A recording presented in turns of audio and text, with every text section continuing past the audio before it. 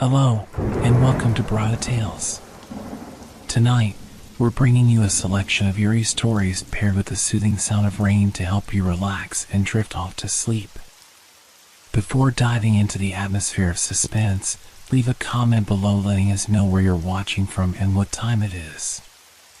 If these stories send chills down your spine, don't forget to like, share, and subscribe. Get comfortable, let the fear gradually envelop you, and tell us what kind of stories you'd like to hear next time. Settle in, we're about to begin. The Giant Owl of Pennsylvania. Have you ever wondered what truly lurks in the darkness of an untouched forest? They say the Pennsylvania woods hold secrets, some harmless, others best left undiscovered. My name is Nathan Cross, and I didn't believe in ghost stories or cryptids. Not until last autumn, when I saw it. It started like any other camping trip. After months of urban monotony, I needed solitude, so I packed my gear and headed deep into the heart of Blackstone Forest, a sprawling and desolate stretch of woodland near the Allegheny Plateau. The locals warned me, as they always did, about strange sightings and sounds. They spoke of a creature, an impossibly large owl, with wings that could blot out the moon and eyes like burning coals. I laughed it off. By the time I set up camp, the sky had turned a dim orange, streaked with long shadows cast by towering trees. The woods were eerily quiet, no rustling leaves, no chirping crickets, just an oppressive, suffocating silence. As I arranged my firewood, I felt it.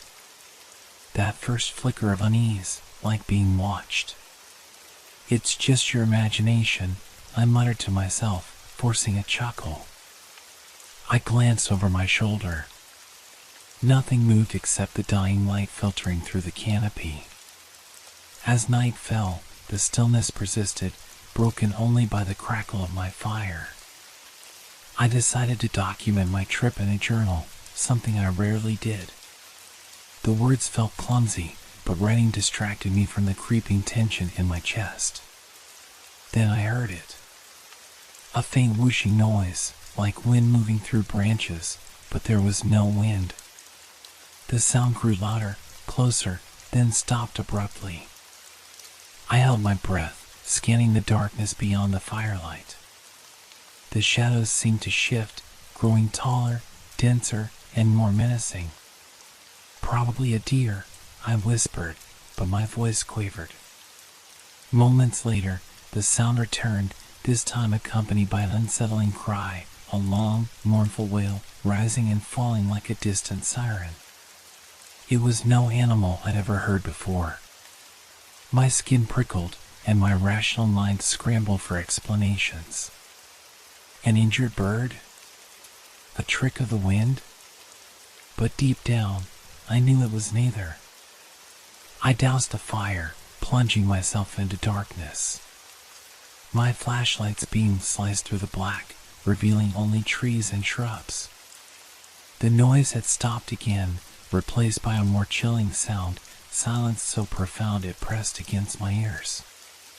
Just as I began to relax, I saw them. Two pinpricks of light, suspended in the void like floating embers. They blinked, vanishing for a split second before reappearing closer. My chest tightened as the lights grew, revealing themselves as enormous, glowing eyes. Something moved, a massive silhouette unfurled behind those eyes. Its wings, impossibly wide, brushed against the trees, bending them as though they were mere twigs. The creature stared at me, unblinking. It didn't move closer, but it didn't need to. Its presence alone pinned me in place. I clutched the flashlight, my fingers trembling as the beam flickered. My mind screamed at me to run, but my legs refused. Then came the sound of wings, slow, deliberate, like sails catching the wind. The owl lifted into the air, its eyes burning brighter before vanishing into the treetops. I didn't sleep that night. When dawn broke, I packed up hastily, abandoning my plan to stay another night. But as I turned to leave, I noticed something. A feather, longer than my arm, lay on the ground near my tent. Its edges shimmered faintly, catching the morning sun like fractured glass. I didn't touch it. The drive back to town was a blur. My hands gripped the wheel tighter than I realized, my knuckles pale against the leather. Every sound, the hum of the engine, the rustle of leaves outside, felt amplified, threatening. My mind replayed the events of the night in an endless loop, the glowing eyes, the enormous wings, the eerie silence. By the time I reached civilization, the morning sun hung low, casting long shadows over the quiet streets of Blackstone. I stopped at a diner, hoping the smell of coffee and the presence of other people would ground me. It didn't. "Rough night?" the waitress asked, setting down my cup. "You could say that," I muttered, staring at the steaming liquid. Her gaze lingered for a moment. "Out in the woods, huh? People around here don't go deep into Blackstone, not if they can help it. You're lucky you got out." "Lucky?" My voice was sharper than I intended. She leaned in slightly, lowering her voice. "They call it the Watcher. The thing you saw." I froze. "How do you know I saw anything?" She didn't answer, just shrugged and walked away, leaving me to stew in my own unease. After breakfast, I decided to do what any sane person would, leave Blackstone behind. I packed my things, fueled my car, and set out on the highway. But no matter how far I drove, I couldn't shake the feeling that something was wrong. It was like the air itself was heavier, pressing against me. That night, in the cheap motel room I'd rented miles away, I tried to convince myself it was all a trick of the mind. Exhaustion, overactive imagination, maybe even some sort of animal eye. Couldn't identify. But as I sat on the bed, staring at the television I wasn't really watching, a sound reached me. A faint whoosh. I froze. The room's window was opened slightly, letting in the cool night breeze. Slowly, I approached it, my pulse quickening. The parking lot below was empty, illuminated by flickering yellow streetlights. Then I heard the cry. That same mournful, rising and falling wail I'd heard in the forest. It echoed through the stillness, sending chills down my spine. I slammed the window shut, locking it, but the sound didn't stop. If anything, it grew louder, as though mocking my attempt to shut it out. I backed away from the window, my breath shallow. My phone buzzed on the bedside table, making me jump. Grabbing it, I saw an unknown number flash on the screen. Against my better judgment, I answered. At first, there was nothing but static. Then, a deep, rasping whisper broke through. "You shouldn't have stayed." The line went dead. My hand shook as I set the phone down. I paced the room, trying to make sense of what was happening. Maybe someone was playing a prank on me. Maybe the waitress at the diner had told someone about my story. But deep down, I knew better. Suddenly, a loud thud rattled the window. I spun around, heart pounding. The glass remained intact, but a massive shadow passed over it, blotting out the streetlights for an instant. I didn't sleep that night either.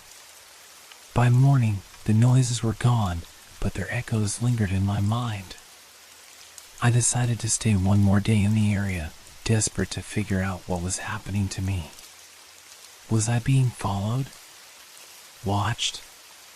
Or was I simply losing my mind?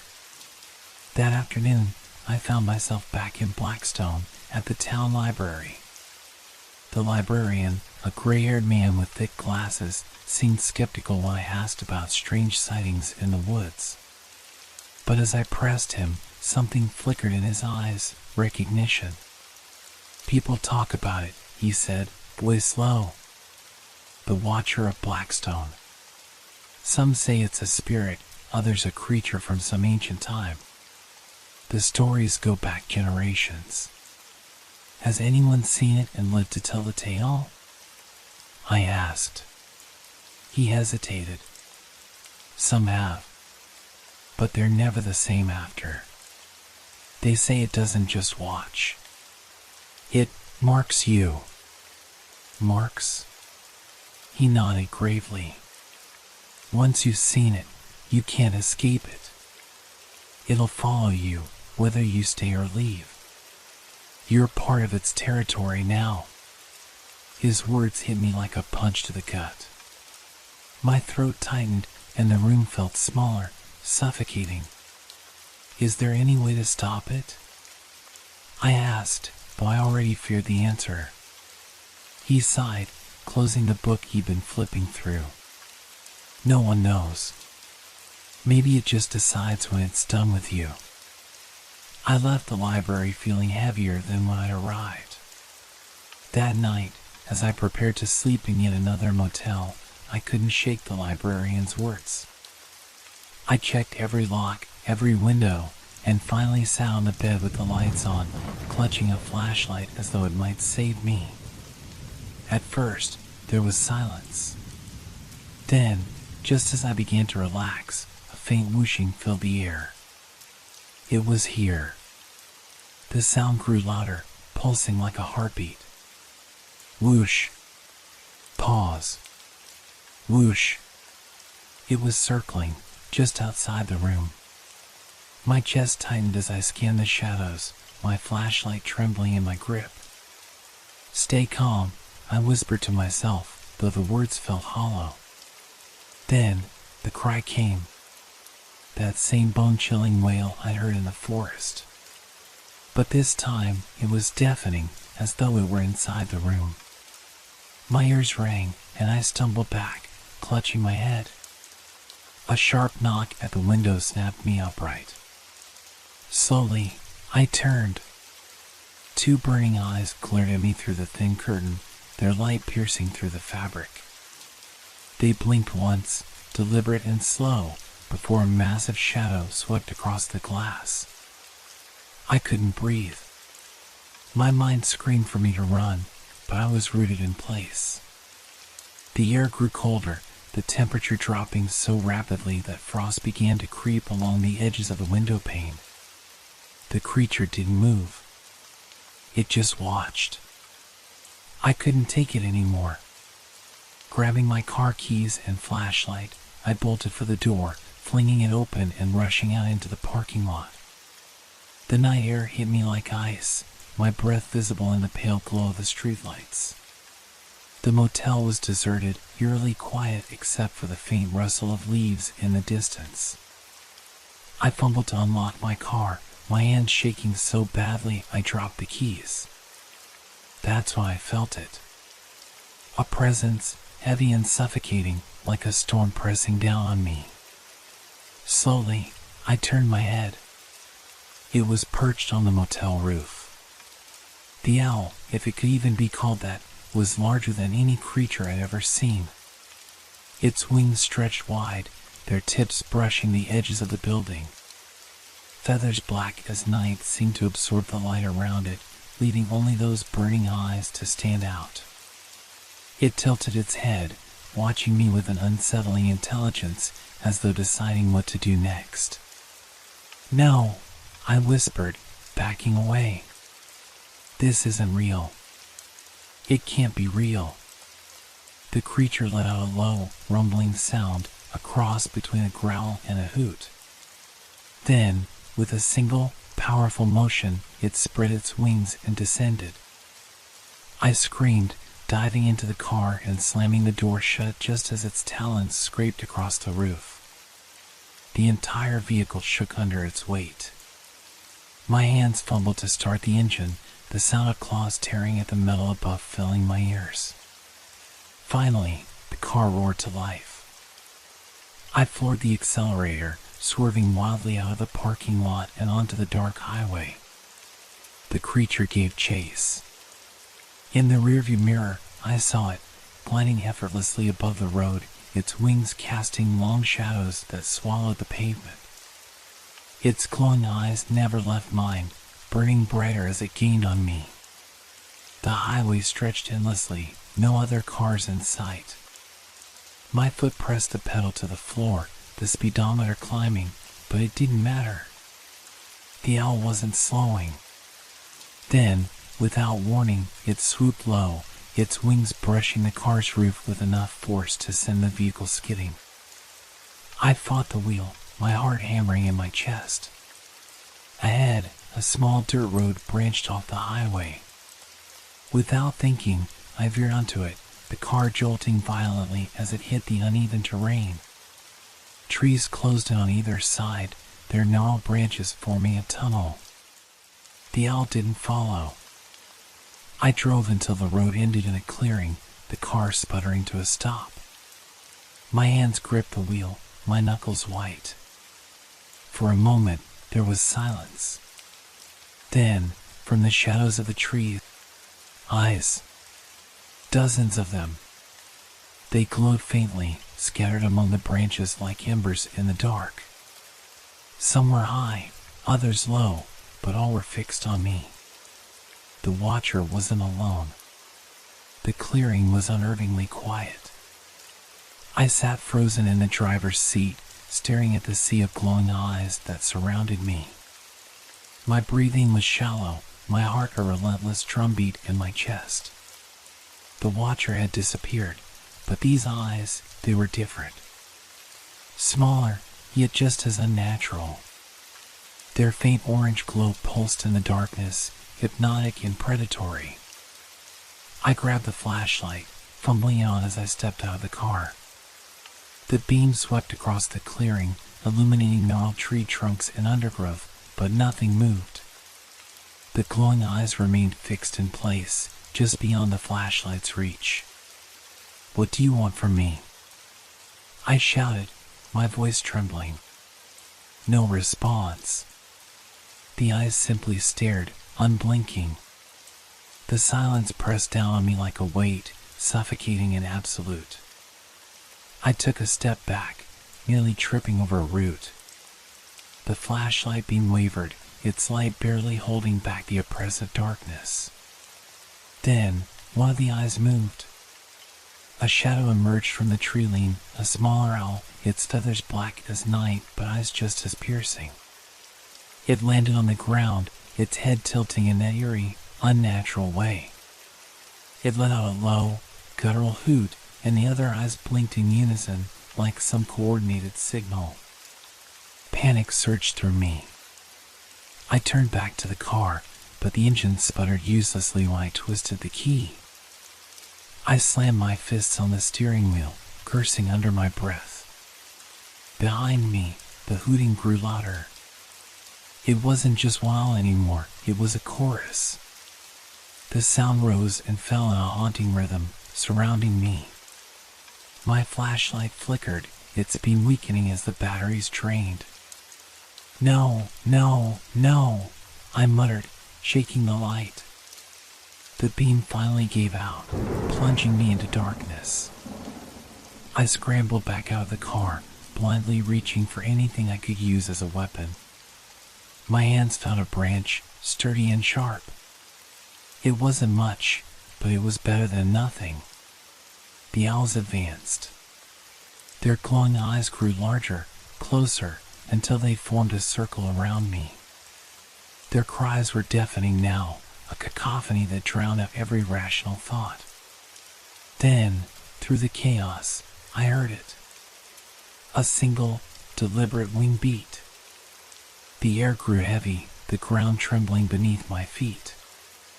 I turned, and there it was. The Watcher. It descended from the treetops with a terrifying grace, its massive wings unfurling like a storm cloud.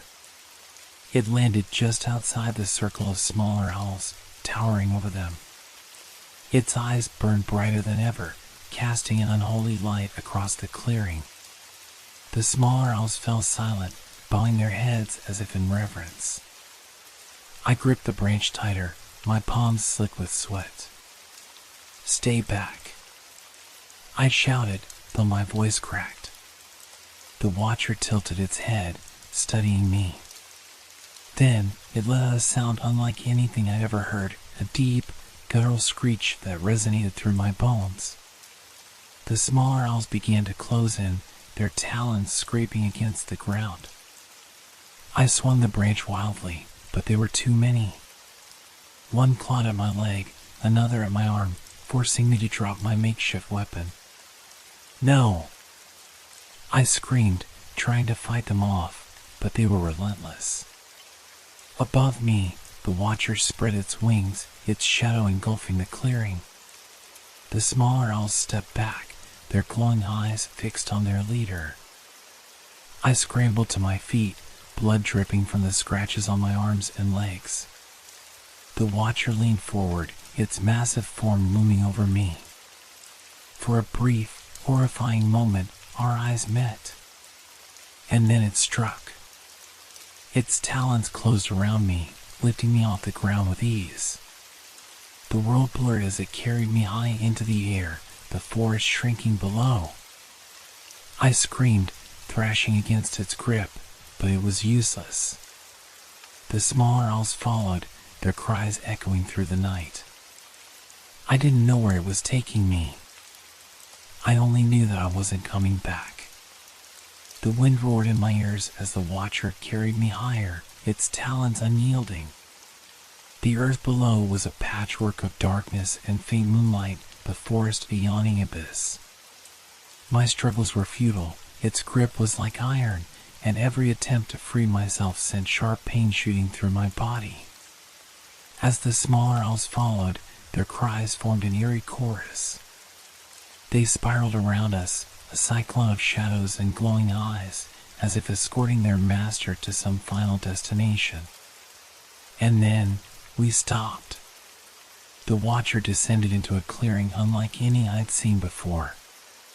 The trees here were ancient and twisted, their branches forming unnatural shapes that reached toward the sky. At the center of the clearing was a massive, gnarled oak, its roots jutting out of the ground like claws. The air was cold and heavy, filled with a palpable sense of dread. The watcher released me, and I crashed to the ground, gasping for breath.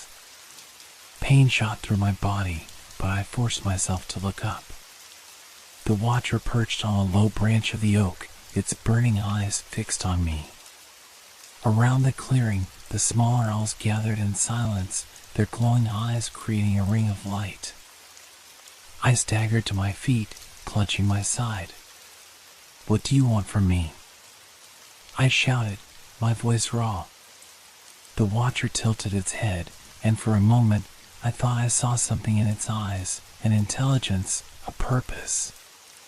Then it let out a cry, low and resonant, that seemed to shake the very ground beneath me. The earth trembled, and the twisted oak began to move. Its roots shifted and groaned, pulling free from the soil. The bark split and cracked, revealing a gaping hollow at its base. From the darkness within came a sound, a low, guttural hum that sent chills down my spine. I stumbled backward as the smaller owls began to hoot in unison, their cries rhythmic and deliberate. It was a ritual, a call to something far older and more terrifying than I could comprehend. The watcher spread its wings, and a shadow fell over me. The glow of its eyes intensified, bathing the clearing in an otherworldly light. I felt a pull, as though the very air was dragging me toward the hollow. "No," I whispered, digging my heels into the ground. "This isn't happening." But it was. The pull grew stronger, and my feet slid across the dirt. I clawed at the ground, trying to hold on, but there was nothing to grip. The owls watched silently, their eyes unblinking as I was dragged closer to the hollow. As I reached the edge, I felt the cold emanating from within. It was a deep, unnatural cold, as if the hollow led not to the heart of the tree, but to something far darker. The Watcher loomed above me, its cry piercing the night. And then I fell. The descent was endless. Darkness enveloped me, the cold biting into my skin. I could hear whispers, faint and unintelligible, growing louder as I fell deeper. They weren't coming from the Watcher or the owls. They came from the hollow itself, voices older than the forest, older than anything I could fathom. When I finally hit the ground, the impact knocked the breath from my lungs.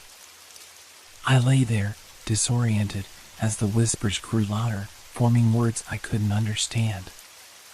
The space around me was impossible. The walls seemed to stretch and contract, shifting between the solid texture of bark and a void of stars. The air was thick, almost liquid, and every breath was a struggle. The Watcher was there, perched on an unseen ledge. Its eyes burned brighter than ever, illuminating the strange, shifting space. It let out a soft hoot, and the whispers fell silent.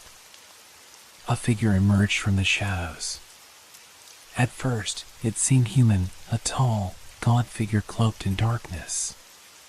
But as it stepped closer, its features became indistinct, shifting and changing like smoke. It had no eyes, yet I could feel its gaze. "You have seen the Watcher," the figure said, its voice echoing in my mind. "And now you are claimed." Claimed? My voice was barely a whisper. "This is its domain," it continued, gesturing to the shifting walls. "The Watcher protects the balance. Those who trespass must pay the price." "I didn't mean to trespass," I stammered. "I didn't know." "It does not matter," the figure interrupted. "You have been marked." I backed away, my heart racing. "Please, I'll leave. I won't come back." The figure tilted its head, mimicking the Watcher's unsettling movements. "There is no leaving." The Watcher let out a deafening cry, and the space around me began to collapse. The walls folded in on themselves, the void shrinking until there was nothing but darkness. And then, silence. When I woke, I was back in the forest. The morning sun filtered through the trees, casting golden light on the mossy ground. My body ached, my clothes torn and bloodied, but I was alive. I stumbled to my feet, disoriented and trembling. The clearing was gone, replaced by the ordinary woods. The Watcher, the owls, the hollow, none of it remained. But I knew it wasn't over. Even now, as I write this, I feel its presence. In every shadow, every flicker of movement in the corner of my eye, it watches. The Watcher never truly leaves.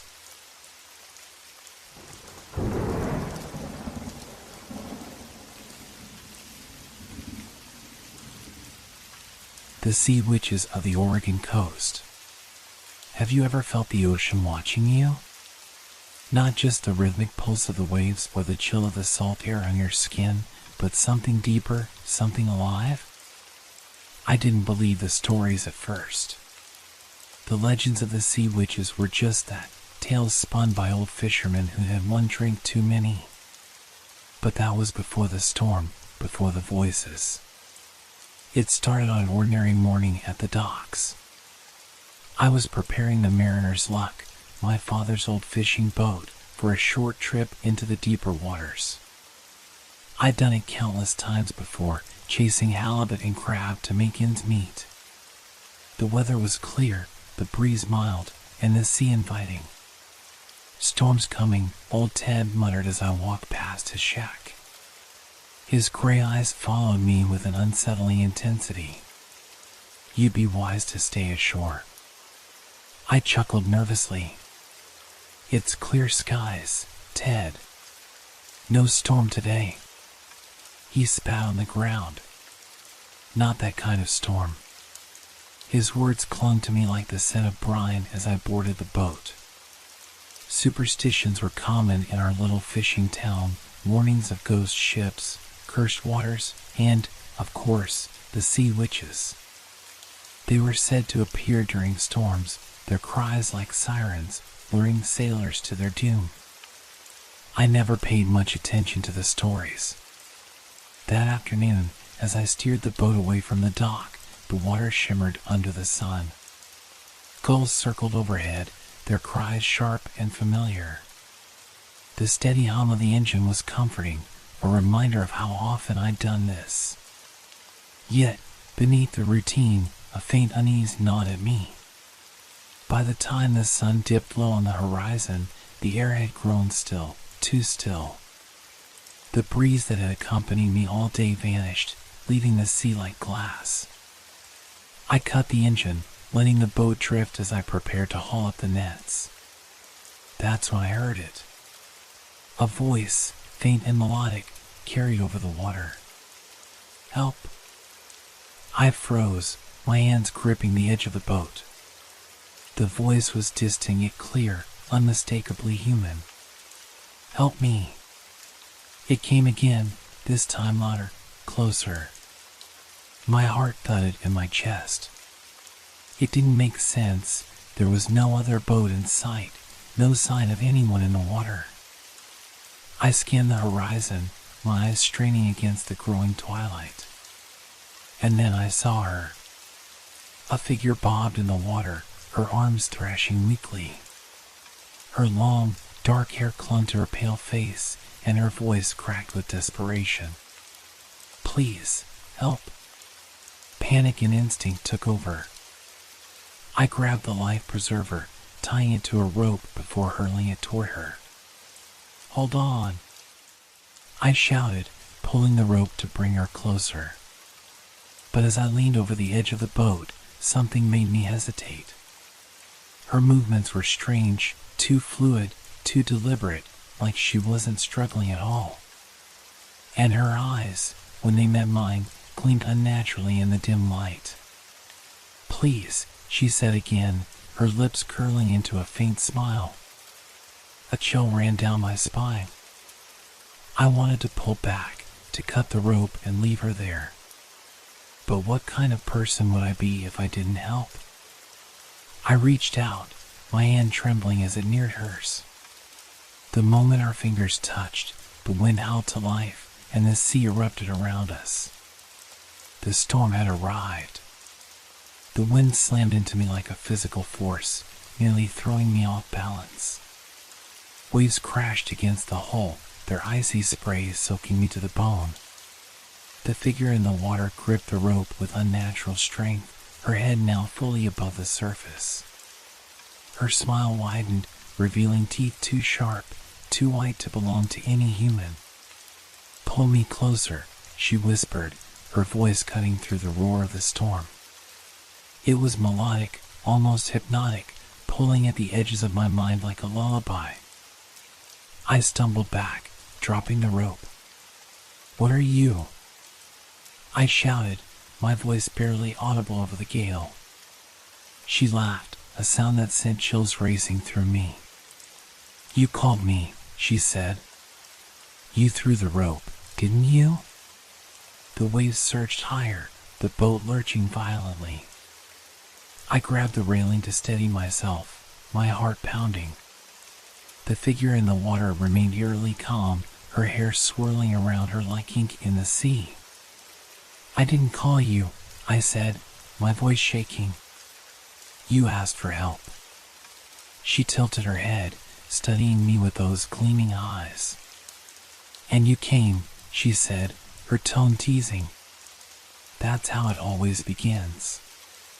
A flash of lightning illuminated the scene, and for the first time, I saw them, other figures, half submerged in the water, surrounding the boat. Their faces were pale, their eyes glowing faintly in the storm's dim light. Some had long hair like hers, while others were bald, their skin glistening like wet stone. The stories flooded back to me. The sea witches. the ones who lured sailors with their cries, dragging them beneath the waves. Ted's warning echoed in my mind, not that kind of storm. Stay back, I shouted, grabbing a nearby oar and brandishing it like a weapon. The woman in the water let out a soft, mocking laugh. "Oh, you're brave," she said, her voice dripping with amusement. "But bravery won't save you." The others began to move, circling the boat with a slow, deliberate grace. The water churned around them, dark and restless. My breath came in ragged gasps as I searched for a way out. The engine, if I could restart the engine, I might have a chance. Keeping my eye on the figures in the water, I scrambled toward the controls. My hands trembled as I turned the key, the engine sputtering but refusing to catch.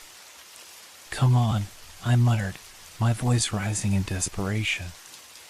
"Start." The woman's laughter grew louder, joined by the low, haunting hum of the others. It was a sound that seemed to resonate in my chest, filling me with a bone-deep dread. The engine roared to life just as one of the figures lunged at the boat. Its hand, webbed and clawed, slapped against the hull, leaving deep gouges in the wood. I shoved the throttle forward, and the boat surged ahead, its prow cutting through the waves. For a moment, I thought I'd escaped. But then I felt it, a weight dragging against the stern, pulling the boat back. I glanced over my shoulder and saw her, the first woman, clinging to the edge of the boat. Her smile was gone now, replaced by a look of pure hunger. "You can't leave," she hissed, her voice sharp and guttural. "The sea has claimed you." I grabbed the oar and swung it at her with all my strength. The wood cracked against her arm, and she let out an inhuman shriek, releasing her grip. The boat surged forward, the engine straining against the storm. The figures in the water gave chase, their glowing eyes following me like predatory lanterns. Lightning split the sky, illuminating the jagged rocks of the coastline ahead. If I could just make it back to shore, I might be safe. But as the hum of the figures grew louder, drowning out the storm, I wasn't sure I'd make it. The storm intensified with every passing second. The boat heaved and rolled, each wave threatening to capsize it. The figures in the water were relentless, their glowing eyes cutting through the darkness like beacons of doom. I pushed the engine harder, the throttle trembling in my hand. The distant outline of the shore appeared between flashes of lightning, a glimmer of hope that felt maddeningly out of reach. Behind me, the creatures were closing in. The woman I'd seen first swam with terrifying speed, her long hair streaming behind her like a dark banner. The others followed in eerie unison, their movements unnaturally smooth and synchronized.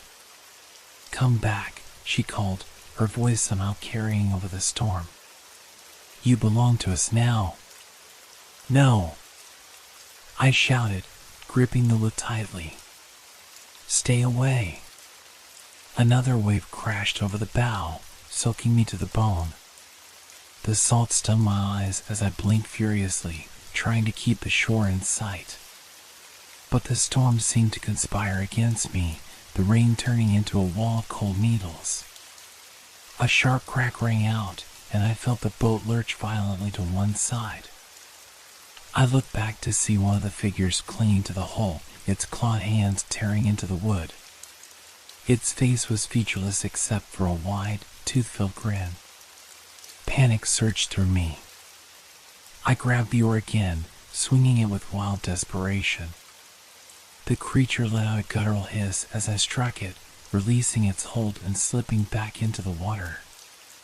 But there were more of them now, too many to count. They surrounded the boat, their humming voices growing louder, filling the air with a hypnotic, otherworldly melody. It was almost beautiful, but there was something dark and primal beneath the harmony, something that made my skin crawl. The woman's voice rose above the others. "You can't escape." The sea takes what it wants. The words seemed to seep into my mind, planting seeds of doubt and despair. My arms ached from gripping the wheel, my chest heaving as I struggled to catch my breath. The shoreline was closer now, but so were they. One of the creatures launched itself out of the water, its claws raking across the deck before it slipped back beneath the waves. Another slammed into the side of the boat, nearly tipping it over. My thoughts spiraled into chaos. I'll never make it. They're going to drag me down. This is how it ends. No! I screamed, shaking off the paralysis. I forced the boat forward, the engine roaring in protest as the shore drew closer. The humming grew deafening, the sound vibrating through my skull. The creatures were everywhere now, their pale faces rising and falling in the turbulent water. One of them lunged at me, its webbed hand reaching for my leg. I kicked out, my boot connecting with its face. It snarled, its glowing eyes narrowing before it sank back into the depths. Lightning illuminated the shoreline, now just a few dozen yards away. Rocks jutted from the water like jagged teeth, and I realized with growing horror that I was heading straight for them. I turned the wheel sharply, the boat groaning in protest. The hull scraped against one of the rocks, but I managed to avoid the worst of the impact. The creatures didn't stop. They surged forward, their movements frenzied and desperate. The woman was closest now, her outstretched hand just inches from the boat. Her eyes locked with mine, and for a moment, I couldn't look away. "Let go," she whispered, her voice soft and coaxing. "It's easier if you don't fight." Something inside me wavered, a small voice whispering that maybe she was right. The storm, the fear, the endless struggle, it would all be over if I just gave in. But then I saw the beach, just beyond the rocks. It was so close, so achingly close. Gritting my teeth, I shoved the throttle forward one last time. The engine roared, the boat surging ahead as the creatures let out furious, otherworldly cries. The bow hit the sand with a jarring thud, and I was thrown forward, landing hard on the deck. I scrambled to my feet, looking back at the water. The figures had stopped at the edge of the surf, their glowing eyes fixed on me. The woman stood among them, her hair swirling around her like a living thing. "This isn't over," she said, her voice echoing in my mind even as the storm began to subside. I stumbled off the boat, my legs trembling as I collapsed onto the wet sand. The storm clouds parted, revealing a cold, pale moon. But the water was still restless, and the humming lingered in the air, a haunting reminder that I had only just escaped. Or had I? The beach stretched out before me in eerie silence, broken only by the rhythmic crash of waves. The storm had passed, but the air was heavy, thick with an unnatural stillness. My chest heaved as I tried to catch my breath, my hands trembling uncontrollably. The boat lay half submerged in the wet sand, its hull battered and scarred. I dared a glance back at the water. The figures were gone, but their presence lingered, a dark shadow etched into the corners of my mind. I forced myself to my feet, my boots sinking into the sand. My legs felt like lead, every step toward the tree leaned an exhausting effort. The forest beyond the beach loomed dark and uninviting, but it was better than staying near the water. The farther I walked, the quieter it became. The hum I'd heard earlier was gone, replaced by the occasional rustle of leaves in the breeze. Yet the sense of being watched never left me. Every snap of a twig, every shadow cast by the moon felt like a harbinger of something lurking just out of sight. I found a narrow trail winding into the woods and followed it blindly, hoping it would lead to safety. My mind raced, replaying the events of the night. The creatures, their glowing eyes, their haunting voices. They weren't just myths. They were real, and they'd nearly taken me. The memory of the woman's voice sent a shiver down my spine. This isn't over. I stumbled into a small clearing, the moonlight filtering through the canopy above. There was a cabin here, its wooden frame weathered by years of salty air and neglect. The sight of it filled me with a fleeting sense of relief. Without hesitation, I approached the door and knocked, the sound echoing hollowly in the stillness. When no one answered, I pushed it open. The interior was sparse, a table, a few chairs, and a small stove in the corner. Dust coated every surface, and the air smelled faintly of mildew. At least it was dry. I sank into one of the chairs, my body finally giving into exhaustion. My mind, however, refused to rest. Images of the creatures swirled in my thoughts, their faces, their voices, the way they moved through the water with such predatory grace. What were they? Why did they target me? I shook my head, trying to dispel the questions. It didn't matter. I was alive, and that was enough. Or so I thought. A faint noise broke the silence, a soft, wet slapping sound like footsteps on damp sand. My heart seized as I strained to listen, my breath hitching.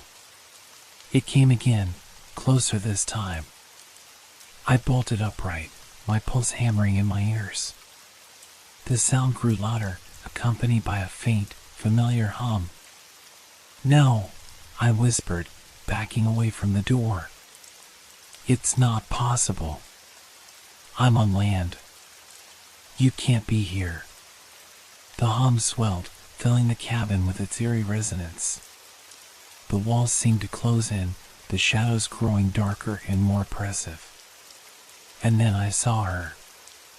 She stood in the doorway, her hair dripping seawater onto the floor.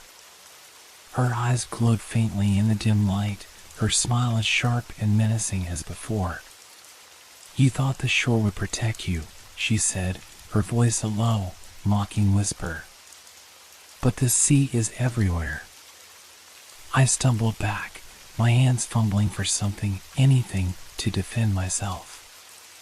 My fingers closed around a rusted knife lying on the table, and I held it out in front of me. Stay back, I shouted, my voice cracking. I'll use this. She laughed, the sound echoing unnaturally. Oh, little sailor, she said, taking a step forward. You don't understand. You're already ours. Her form flickered, her edges dissolving into tendrils of mist. The hum grew louder, vibrating through my very bones. I lunged at her, the knife slashing through the air, but it passed harmlessly through her body. The mist coiled around me, cold and suffocating, pulling me to my knees. Her voice was everywhere now, inside my head, filling every corner of my mind. You can't escape. Not the sea. Not me.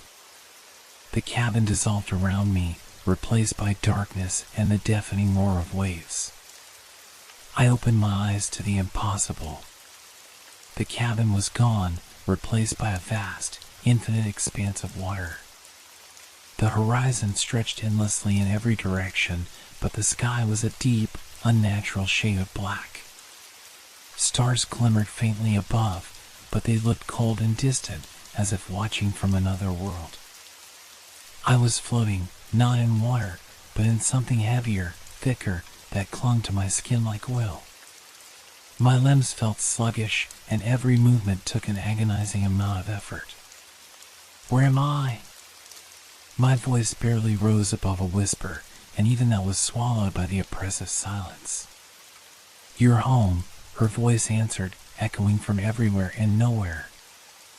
I turned, and there she was, standing atop the water as though it were solid ground. Her figure seemed more defined now, her eyes blazing with an unnatural light. The mist that had once surrounded her was gone, replaced by long, flowing robes that seemed woven from the darkness itself. "You fought so hard," she said, her tone almost soothing. "But the sea always takes what belongs to it." "I don't belong here," I shouted, though the sound was weak, barely more than a croak. "Let me go." She tilted her head, her smile widening. "You misunderstand. You don't belong there anymore." I tried to move, to swim, to break free from whatever held me, but my body refused to obey. The thick substance around me seemed to tighten, pulling me down inch by inch. Below me, the water began to glow. Shapes emerged from the depths, faces, pale and lifeless, their eyes locked onto mine. Their mouths opened in silent screams, and I felt their anguish as if it were my own. "Do you see them?" she asked, her voice soft. "The others who came before you. They fought, too. They tried to run. But in the end, they accepted their place. As you will." "No," I gasped, my throat tightening. "I won't." But even as I spoke, I felt the pull grow stronger. The faces below grew closer, their features contorted with sorrow and rage. My legs sank further, the thick liquid now reaching my chest. "You've already given yourself to us," she whispered, stepping closer. "Every scream, every strike, every desperate breath. It only tied you to us more tightly." The glowing faces surrounded me now, their hands reaching up to grasp at my arms, my legs, my neck. Their touch was ice, and their grip unrelenting. "No," I thrashed, my movements weak and futile. "Let me go." Her laughter echoed like crashing waves. "There is no escape. The sea is eternal. And so are we." The water surged upward, engulfing me in its cold embrace. My lungs burned as I fought to hold my breath, but it was no use. The glow faded, replaced by total darkness. When I woke, I was back on the beach. The sun was rising, casting golden light over the waves. The storm was gone, the sea calm and serene, as if nothing had happened. But I knew better. I stumbled to my feet, my body aching as if I'd been broken and pieced back together. The boat was gone. The cabin was gone. Even the trail I'd followed into the forest was gone, replaced by unbroken sand. For a moment, I thought I'd dreamed it all. But then I saw them, footprints, leading from the water to where I stood. They weren't mine. A distant hum rose from the waves, soft and almost imperceptible. I stared at the horizon, and for a fleeting moment, I thought I saw her, standing in the surf, her glowing eyes watching me. I turned and ran, not stopping until I was far from the shore. I never went back to the sea. But even now, miles inland, I can still hear the hum on quiet nights. I see the glow of her eyes in my dreams, feel the cold touch of her hands pulling me into the dark. And I know she's waiting, because the sea never forgets.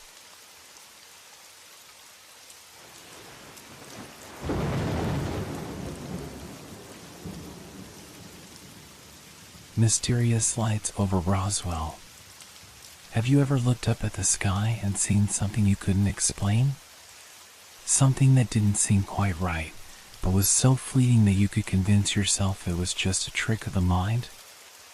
I used to think it was nothing but the wind playing games with your thoughts until the lights. I'm Jake, and I've lived in Roswell my whole life. The town's got a reputation, of course, UFO sightings, strange happenings, that sort of thing. Everyone's got a story, whether they believe in it or not. But I've never been one for superstition. That is, until that night. It was late, past midnight, when it happened. I'd been out in the fields, finishing up my work for the day. Roswell's quiet at night, the sort of place where you can hear every leaf rustle in the wind and every footstep echoing down the empty streets. The air smelled of earth and dust, as it always does, but tonight it had a sharpness to it. A cold that hadn't been there before. I looked up. At first, I thought it was a plane, just a flicker of light in the sky, too quick to be anything substantial. But then it stopped, hovering for just a moment before darting to the side. Then up. And then it vanished. I froze. I didn't know what to think. I rubbed my eyes, thinking I must be seeing things, but no. The lights were real. They were like nothing I'd ever seen, bright, white, and impossibly fast. They moved in ways that defied every law of nature I knew. They weren't airplanes or helicopters, that much was certain. But the strangest part? A sudden sense of dizziness washed over me. My head spun, my vision blurred. I staggered, almost losing my footing. It was as if the lights were pulling at my mind. I tried to focus, tried to shake the feeling, but it was like a fog descending, thick and suffocating. I turned to head back toward the house, but everything felt off. The world around me felt wrong. That night, I couldn't shake the feeling. Every sound seemed magnified, the creaking of the wooden house, the wind rushing through the trees, the way the shadows seemed to move just a little too quickly for comfort.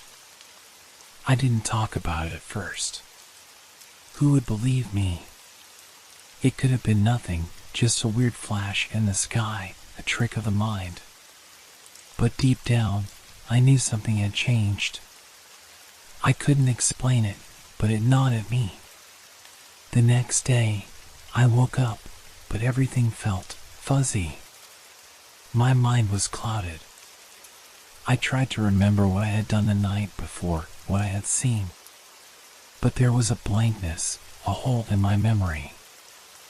I could picture myself looking up at the sky, but everything after that was a haze. Something wasn't right. I pushed it aside at first, thinking maybe I was just tired, but the nagging feeling wouldn't go away. I tried to focus, to recall the details, but the harder I tried, the more the memory slipped through my fingers. Then I heard the rumors. The neighbors had seen the lights too, some from their porches, others driving home late at night. But they, too, had the same issue, gaps in their memories. The same dizziness, the same strange pull to the sky. Something was happening in Roswell, something we couldn't explain, and it was starting to feel like it was coming for all of us.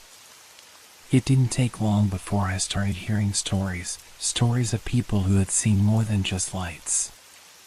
They spoke of figures in the sky, shadows that moved with the lights, flashes of something more, something alive. And then one night, I saw them again. It happened again. The lights, just like before, quick, bright, and impossibly fast. They cut through the darkness above Roswell, darting between the clouds like something alive. But this time, there was no mistaking what I saw. I was sitting on the porch, the night air cool against my skin, when I noticed them. At first, it was just a flicker in the distance, a pale glow over the horizon. But then, they came closer, too close to be anything natural. The hairs on the back of my neck stood up, and my pulse quickened. I stood, my feet heavy on the ground, almost unwilling to move, yet drawn to the lights in a way I couldn't explain.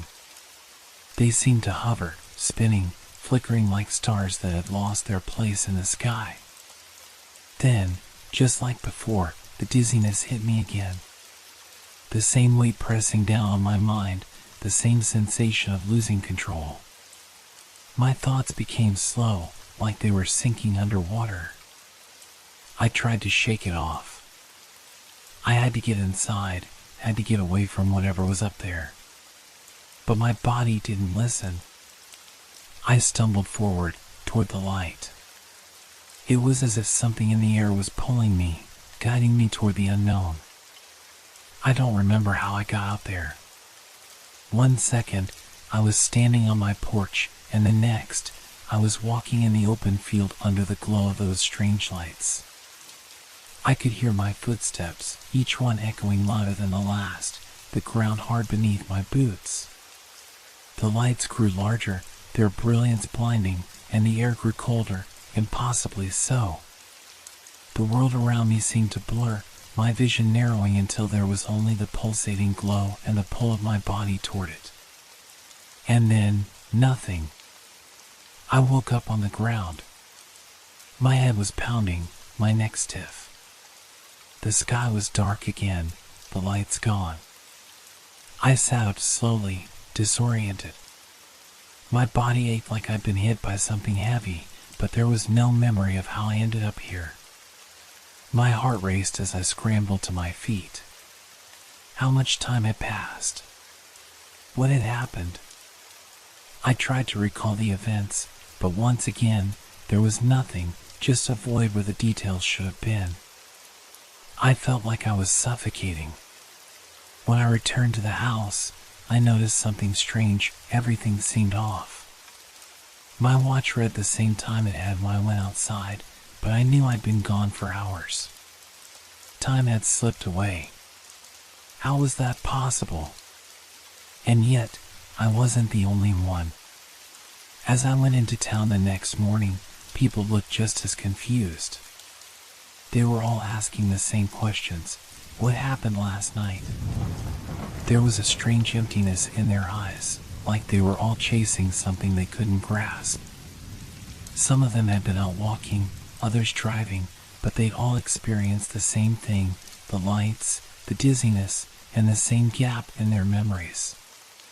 The more I listened, the more unsettled I became. There were whispers, rumors about what the lights really were. Some said they were alien visitors, others spoke of government cover-ups, of strange experiments. But no one had the answers.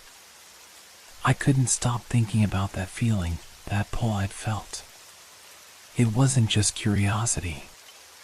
It was something more. Something unnatural. The way my body had moved on its own, how my mind had surrendered to those lights, there was no logical explanation. Then came the voices. At first, I thought it was just my mind playing tricks on me, but it wasn't. The whispers started as I lay in bed, just on the edge of sleep. They were soft, almost inaudible, but there was something familiar about them. A kind of melody, a rhythmic pulse. I couldn't make out the words, but they felt wrong. I had to know. I couldn't shake the feeling that the lights were calling me, that I was meant to understand whatever it was they were trying to tell me. I had to go back. This time, I was determined to stay conscious, to fight the pull that had drawn me into the field the last time.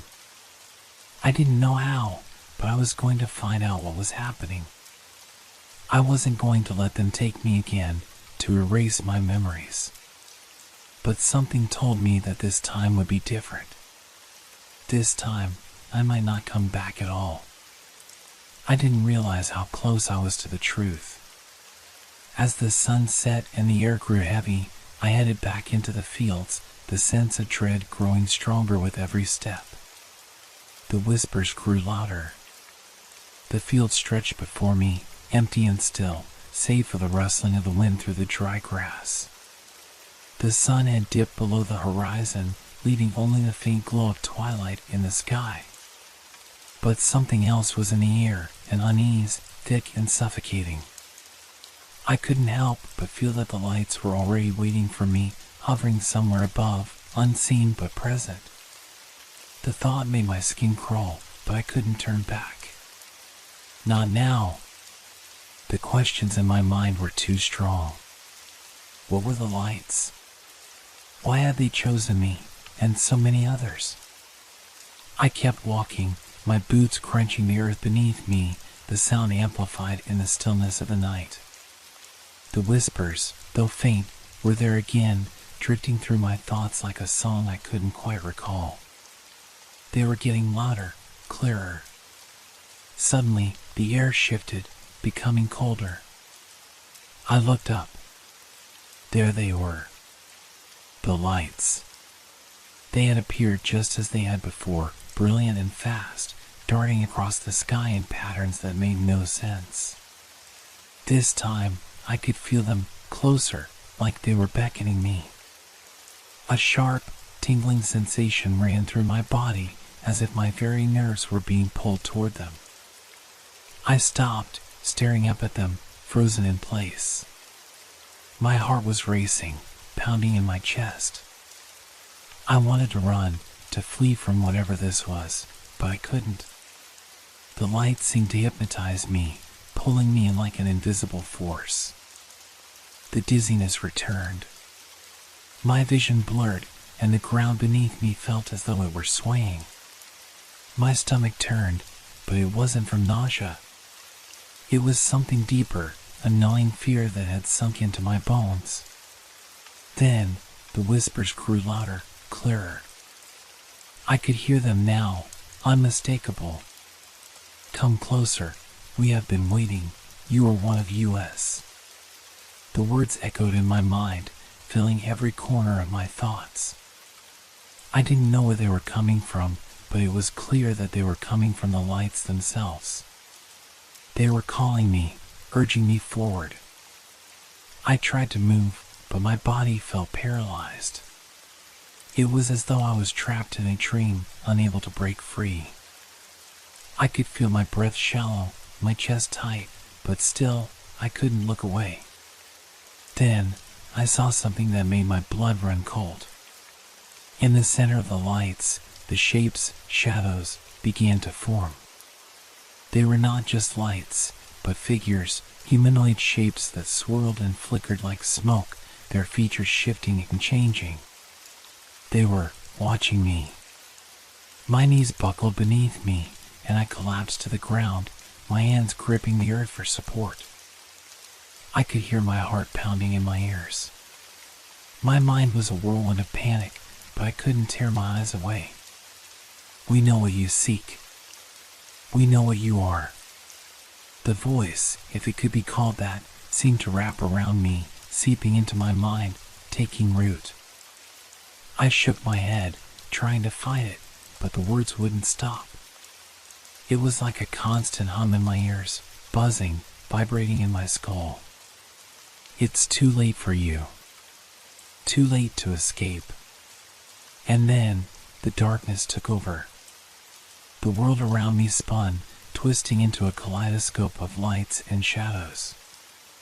I could feel myself being pulled, no, dragged, into the air, higher and higher, as though I were weightless, suspended between the earth and the sky. I screamed, but the sound was swallowed by the night.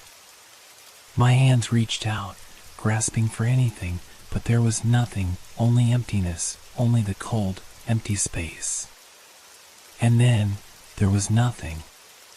When I woke up, I was lying on the ground again, but everything felt different. The lights were gone, and so was the feeling of the pull. The cold, unnatural grip on me had vanished, leaving only a hollow emptiness inside me. I didn't understand what had happened. How had I gotten here? What was it they had done to me? I tried to stand, but my body didn't feel right. It felt wrong, as if it no longer belonged to me. The ground beneath me seemed to shift with every step I took. My hands trembled as I reached for my phone, only to realize it was gone, lost in the moments I couldn't remember. I looked up to the sky, but there were no lights anymore. There was only the oppressive darkness, an endless void. And then I heard it. The sound that I had hoped never to hear again. You will remember, but only in fragments. I froze, every muscle in my body locking in place. The voice. It was back. But this time, it wasn't just in my head, it was out there, in the air. We have been with you all along. You will never escape the truth. I turned quickly, but there was no one there. No figures, no lights, only the cold, dark night stretching endlessly before me. I didn't know what to do, where to go, or who to trust. All I knew was that something was terribly wrong. The truth I sought, the answers I had hoped to find, had led me to this moment. The truth wasn't out there in the lights. It was in me. I was the answer. The days following that night were a blur, fractured memories pieced together like a puzzle that I couldn't quite complete. Every time I tried to recall what had happened, my mind would slip away from me, like sand through my fingers. The more I struggled to hold on to it, the more elusive the truth became. The people in Roswell said I had been gone for days, that I had wandered into the desert and collapsed before anyone found me. They said I looked shaken, eyes wide with fear, but no one really knew what had happened. No one except me. At night, when the town fell silent, I could still hear the voice in my head. Soft whispers. The same words, the same ominous promise. You will remember, but only in fragments. I tried to ignore it. Tried to drown out the voice. But it never left. And then, one evening, as the sun set and the sky turned crimson, I saw it again. The lights. They appeared above the horizon, moving in the same erratic, otherworldly patterns. The familiar glow that had haunted me now seemed to pulse with an unsettling rhythm. I stood, frozen, my body stiff with fear and fascination. My mind screamed at me to turn away, to run, but my feet wouldn't move. I was rooted to the spot. Come closer. The voice whispered again, soft but insistent, as though it were speaking directly to my soul.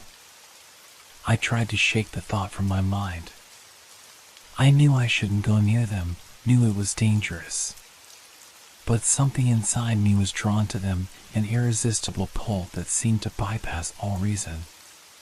The air around me felt thick with anticipation, as though something was about to happen, something I couldn't control.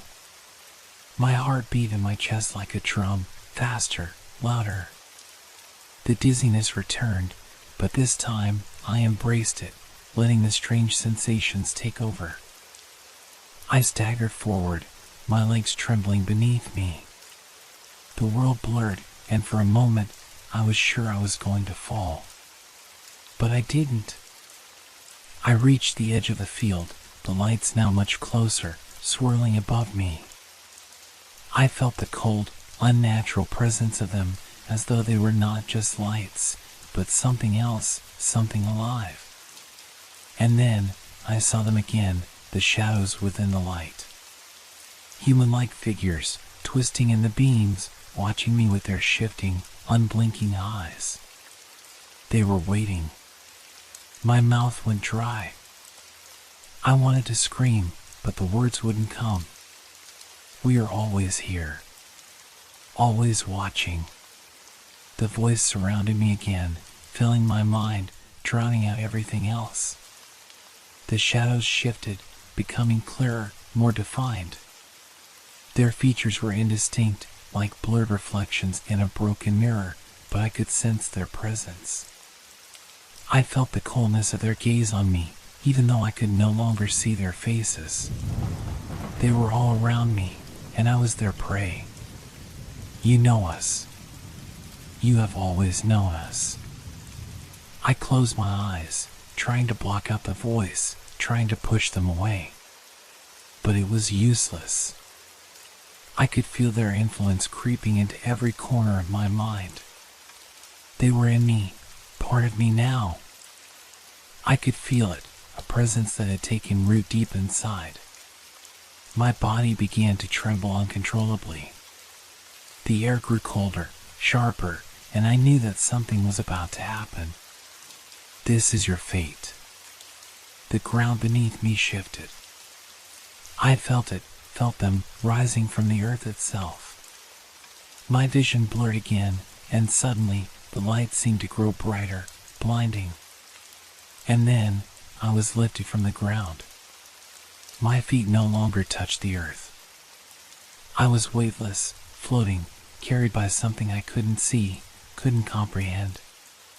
You will come with us. You have no choice. The voice filled my mind again, louder now, until it was the only thing I could hear, the only thing that existed. We are the ones who have always watched. You will never leave us. I tried to scream, but there was nothing left inside me, no voice, no strength. Only the overwhelming, crushing presence of them. And then, just as suddenly as it had started, everything went silent. I was no longer in the field. I was somewhere else, somewhere cold and dark. My eyes struggled to adjust, but all I could see were more lights, more figures, hovering around me. Welcome home. The voice echoed in my mind, and I understood then. I wasn't meant to leave.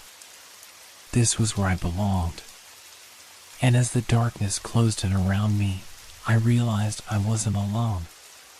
The others, those who had disappeared before me, were here too, their faces staring at me with hollow eyes. They were all waiting for me to remember, waiting for me to join them. And there was no escape. The lights were always watching, always waiting, and I had become one of them. When they came, there was no sound, no warning, just the eerie stillness of the desert, the hum of the lights, and the knowledge that I was no longer myself. I had become part of the mystery, part of the truth that had once eluded me, and now it would never let go. I was aware of my surroundings, but it was as though I was not fully there. My body felt heavy, disconnected from my mind. I could see the town of Roswell far in the distance, its faint lights twinkling like stars, but they seemed so distant, like a world I no longer belonged to. The people there, the lives they led, seemed irrelevant now. I had crossed over. There was no going back. I moved without thinking, walking in the direction of the lights that still danced in the sky. The figures hovered in the distance, their movements fluid, like shadows that had no need for physical form. They were there, but not really there, existing somewhere between this world and the next. I could hear the whispers again, but this time they weren't just in my head. They echoed through the empty space around me, resonating deep within my bones. You are one of us now. The words were spoken in unison, a chorus of voices that vibrated with an unearthly power. I felt my mind slip further, like I was no longer in control of my own thoughts. The air around me felt thick, heavier than it should have been. Every breath I took felt like I was breathing in something unnatural, something foreign. My senses were overwhelmed, my thoughts fragmented.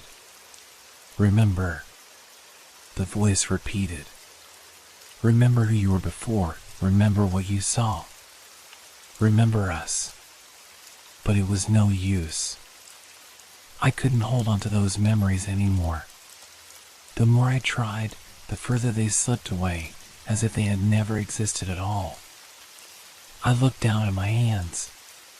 They were shaking, but not from fear. No, it was something else. Something deeper. A coldness had settled inside me, a hollow feeling that I couldn't shake. I no longer felt like the person I once was. The memories of my life before Roswell were fading, becoming like a dream that you wake up from and can never quite remember clearly. But the feeling remained, the feeling of being lost, of being no more than a shadow in a forgotten world. I tried to speak, to call out for help, but the words caught in my throat. I had no voice anymore. My mouth moved, but no sound came out. I reached out, but my hands seemed to pass through the air as though it was made of nothing but smoke. And then they were close. The figures, the lights, the voices, they all surrounded me, pressing in from every direction. They were no longer distant, no longer intangible. They were here, right in front of me. We are your past and your future. The voice said, now more real than anything else, seeping into every thought. We are the ones who brought you here, and we are the ones who will never let you go. I tried to pull away, to break free, but I couldn't. It was as though my body had been bound to them, connected to their very essence. I could feel them, could sense their cold, endless presence inside me. This is your fate. The voice whispered one last time before everything went dark. I woke up in the desert, under a sky that felt too still, too silent. The world around me was still and empty, as though nothing had ever happened. The lights were gone, and with them, the voices. There was nothing left but the vast emptiness. I stumbled to my feet, disoriented, my body aching, but the feeling of something missing was overwhelming. The truth was gone. Whatever I had known, whatever had happened, it was lost. I walked back to Roswell, the town now seeming like a distant memory, something from another life. The people, the sounds, the warmth of the sun, they felt so far away, like they belonged to someone else. I tried to tell myself it was just a nightmare, a delusion. But deep down, I knew the truth. I had changed, and there was no going back. They had taken me, and I was theirs now, and they would always be watching.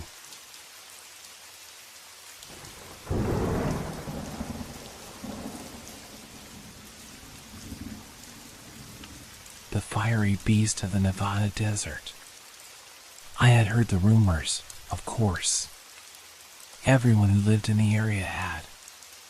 The old-timers spoke of it in hushed tones, as if saying its name aloud might bring it closer. The creature, they said, was something out of nightmares, an entity that roamed the Nevada desert under the cover of night, glowing like the fires of hell itself. Some said it was a spirit, others thought it was a leftover from ancient times, something that had been awakened by the desert's scorching heat. But it wasn't until I saw it with my own eyes that I truly understood what they meant. I had been driving out to the outskirts of town, where the land stretched for miles in every direction. The heat of the desert was unbearable in the middle of the day, but I needed to find a place to clear my head. I had been feeling restless, like something was always just out of reach, lurking in the edges of my mind. As the sun set, I pulled off the road to watch the fading light and listen to the silence that only the desert could offer. But it didn't stay quiet for long. The first thing I noticed was the heat, strangely intense for a desert night. It crept up my neck like a fever, making the air feel thick and heavy. I wiped my brow, looking around, trying to find the source.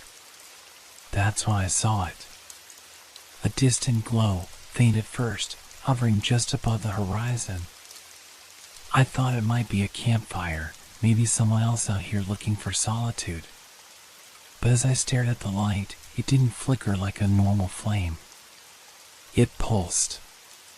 A steady rhythm, like a heartbeat.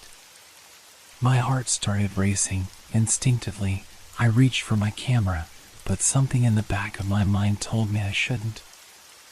I put it back in the glove box. The air around me had grown oppressive, as if the desert itself was watching me, waiting for something to happen. Then, the glow shifted. It didn't move in a way that made sense. The light zigzagged across the sand, erratic and fast. Too fast to be natural. The hairs on the back of my neck stood up as I leaned closer to the window, trying to make sense of what I was seeing. My eyes strained to follow it, and that's when I saw it more clearly. A figure.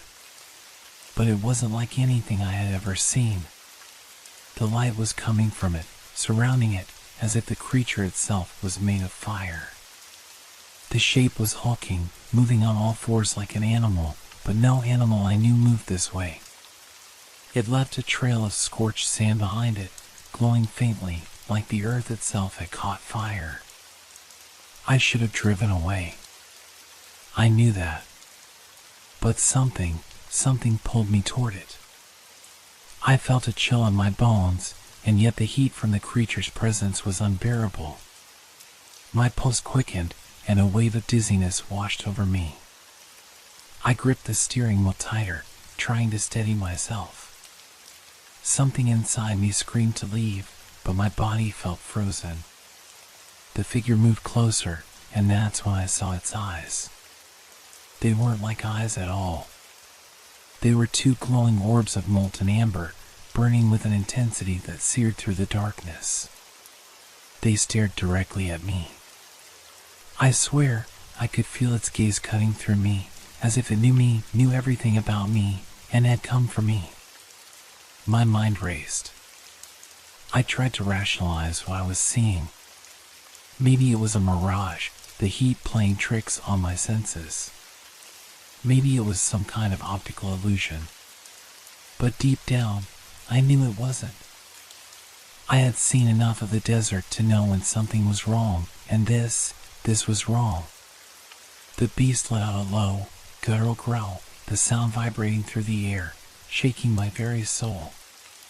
My hands trembled as I reached for the keys, trying to start the car. The engine sputtered and died. No, this couldn't be happening. The creature's glowing body moved closer, leaving behind a trail of scorched earth.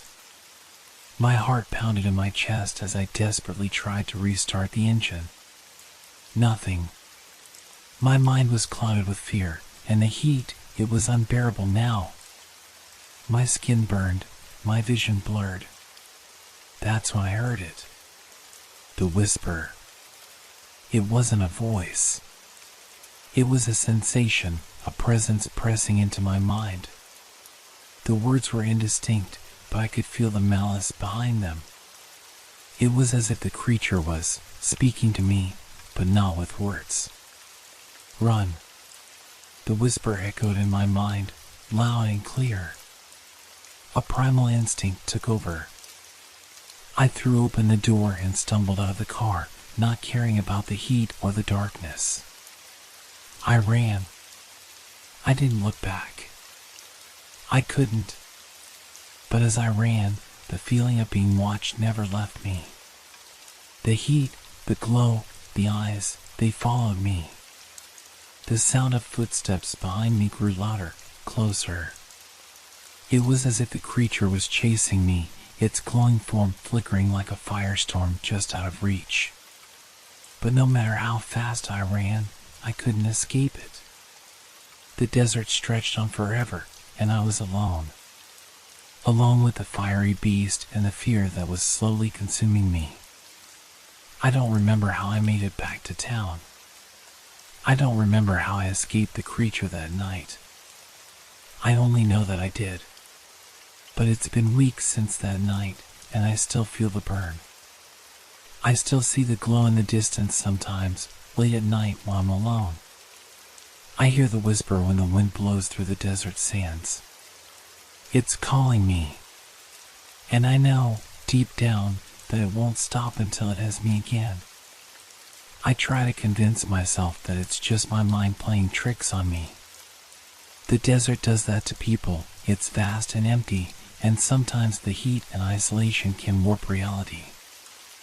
I've heard the stories before, the ones about mirages, hallucinations, and how the mind can create things out of nothing in the blistering heat.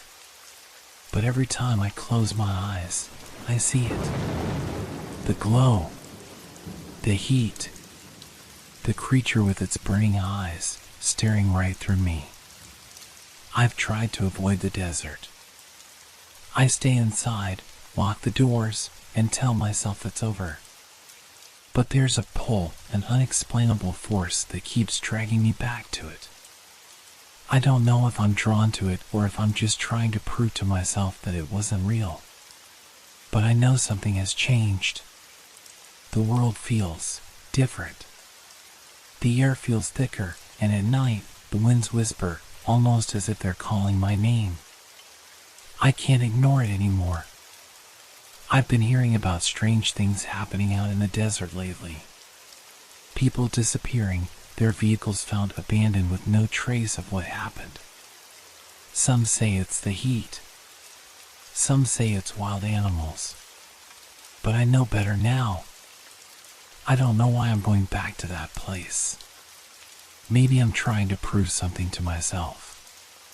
Maybe I'm just trying to face whatever it is that's haunting me. But as I drive, the desert stretches out before me, endless and silent. The sun has just set, and the sky is bleeding into twilight. The heat still lingers, even as night falls. My hands grip the steering wheel tighter, and I feel the weight of the silence press in around me. Then, in the distance, I see it. A flicker of light. At first, I think it's just a car's headlights, but as I get closer, I realize it's not. The glow is too steady, too intense. And it's moving. I pull over to the side of the road, my heart pounding in my chest. I can't breathe. The air feels thick, heavy with the heat that never seems to leave this place. I stare at the glowing figure in the distance, a sense of dread creeping up my spine. It's moving closer now, faster than it should be. I know it's not a mirage. I know it's not some trick of the light. It's real. And it's coming for me. The whispering starts again, the same as before, low, almost inaudible, but unmistakable. This time, I can make out the words. You can't escape. The voice isn't in my ears, it's in my mind. And it's not just the creature speaking to me anymore. It's the desert itself. The heat, the sand, the emptiness, it's all alive, and it's all coming for me. I turn to leave, but my feet won't move. The fear has paralyzed me. The glow grows brighter, and I hear the sound of something heavy dragging across the sand. Something is coming toward me. I can't see it, but I can feel it, like a presence pressing in on me, closing in from all sides. Suddenly, the ground beneath me begins to shake. Not a violent tremor, but a low, rumbling vibration that seems to be coming from deep beneath the earth. The sound is like a distant roar, a growl that reverberates through the very bones of the desert. My heart skips a beat.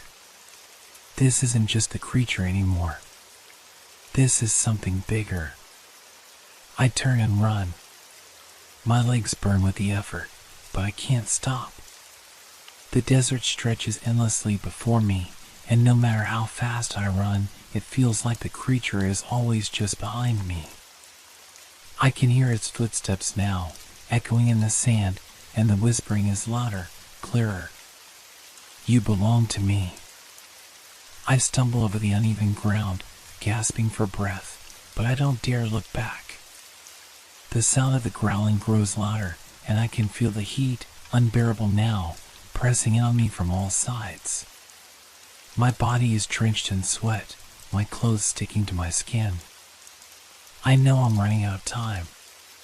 Then, just as suddenly as it began, the sound stops. I freeze, heart pounding in my chest, trying to catch my breath. The silence is deafening, broken only by the sound of my ragged breathing and the distant wind rustling through the desert. For a moment, I think I've escaped. But then, I hear it. A voice. Soft, almost soothing. Come to me. I turn around slowly, and I see it again. The creature. But this time, it's not just glowing, it's alive in a way I can't explain. Its body flickers and shifts, like fire and shadow, its eyes burning through the dark. The trail of scorched sand is behind it, as if it's marking its territory. I can't move. My body is frozen in place, my mind screaming for me to run, to fight, to do anything. But I can't. I feel it, its presence, its pull, drawing me closer, as if it knows I have no choice. You will never leave this place. And as it reaches for me, the world around me goes black. I wake up with a jolt, gasping for air, my heart racing as though I've been running for miles. The first thing I notice is the heat. It's suffocating, like the air itself is trying to smother me. I blink, trying to clear my vision, but the desert is still there. The sand stretches endlessly around me, just as I remember it. But everything is wrong. I'm no longer where I was before. The road, the car, it's all gone. In their place is a desolate wasteland, a place that doesn't feel like the desert I once knew.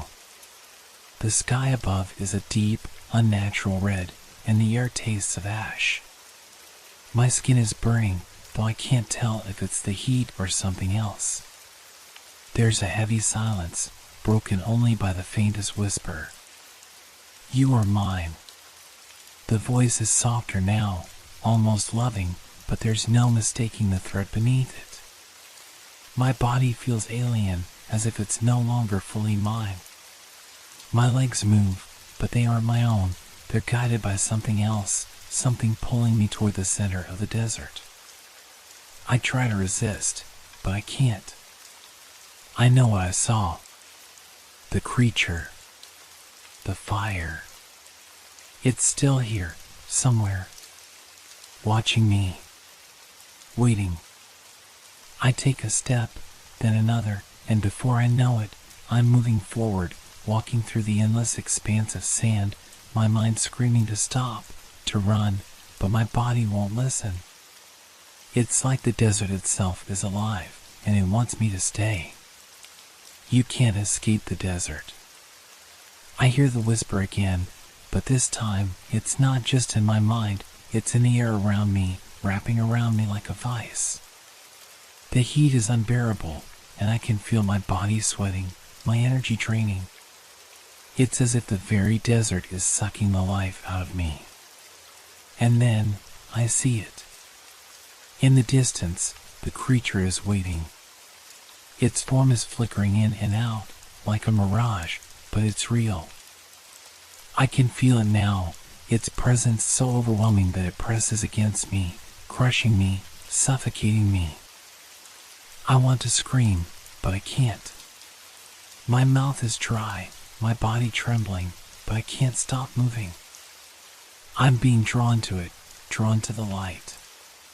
The fire that surrounds it pulses, bright and fierce, like the heart of a dying star. I try to look away, but my eyes are fixed on it, locked in place. My thoughts are no longer my own. I'm no longer in control. The desert has taken me, and the creature has claimed me. You belong to the fire. I feel the heat intensify, and then nothing. The world goes dark. I don't remember much after the darkness takes me, but I wake up again, somewhere else. The heat still clings to my skin, but it's not as suffocating now. The air feels wrong, like it's charged with something ancient, something that has no place in this world. I'm back in the desert, but it's different. The ground beneath me is hard, cracked like dry earth in the midst of a drought. The sky above is a sickly orange, glowing with an unnatural light. A fire is burning in the distance, the light flickering and dancing like a living thing. You cannot run from me. The voice whispers through the air, but this time I don't flinch. I know it's the creature. The one that haunts the desert, the one that moves like flame and shadows. The beast with eyes that burn like the sun itself. I can feel its presence now, almost as if it's breathing alongside me. Every step I take, every breath I draw, the creature is there, following me, always just out of sight but never out of mind. I glance over my shoulder, and I see it, just a blur, a flickering shape, trailing me like a phantom. It wants me. I run. My body aches, my legs scream for rest, but I keep moving. The desert stretches endlessly ahead, but there's no escape. The fire is closer now, the flickering light too bright to ignore. It's as though the desert itself is guiding me toward it, urging me to reach the flame. Closer, closer. The voice calls again, and this time, I know it's not just in my head. It's in the air around me, vibrating with a power that makes the hairs on my arms stand on end. The creature is drawing me in, like a moth to the flame. But I won't let it win. I'm not going to give up. I can't. But I can feel my strength slipping away. My vision blurs. My mind fogs over, and with every step, I feel weaker. The creature is close now, too close, its glowing form materializing before me. It's massive, a swirling mass of fire and smoke, eyes burning like coals. Its form flickers in and out of existence, like a mirage made of molten lava. You cannot escape me. It's all too much, the heat, the light, the voice that rings in my ears. The desert, the creature, everything is collapsing in on me. I can't breathe, I can't think. All I can do is stare into the flames, into the creature's eyes, knowing that this is the end. And then, just as I feel the heat of the flames kiss my skin, I hear the voice one last time, clear and sharp. You are mine. The fire explodes around me, and everything goes dark.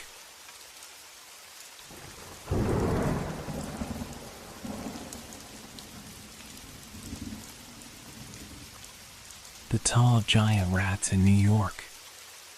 I never thought I'd end up working in the subway tunnels of New York. I came here hoping to make a quick buck, helping to expand the city's aging underground system. It was supposed to be routine, just another job to pay the bills. But now, standing in the deep, damp tunnels, I can't shake the feeling that something isn't right. The usual sounds of distant trains, the echo of footsteps, the occasional hiss of steam, they've been replaced by something else. A soft rustling. Not a rat, not a mouse, but something larger, heavier. Something that moves in the darkness. I shiver and glance over my shoulder, but the dim lights of the tunnel flicker, casting long shadows that make everything seem alive. The crew doesn't seem to notice it. They're too busy with their tools, measuring, laying tracks, oblivious to the strange sounds filling the air. But I hear it. It's close. Just my imagination, I tell myself. But my gut tells me otherwise. The shadows grow longer, and the silence between the noises becomes unbearable. Then, I hear it clearly, a scraping sound, followed by a low, rhythmic thumping. I stop, my heart thudding in my chest. My breath catches as I try to locate the source. It's just rats. I try to reason, but the sound doesn't fit. Rats don't move like this. Not like whatever is making that noise. Then I see it, a flicker in the corner of my eye. Something large, scuttling along the edge of the tunnel. Its eyes shine in the darkness. Too bright. Too focused.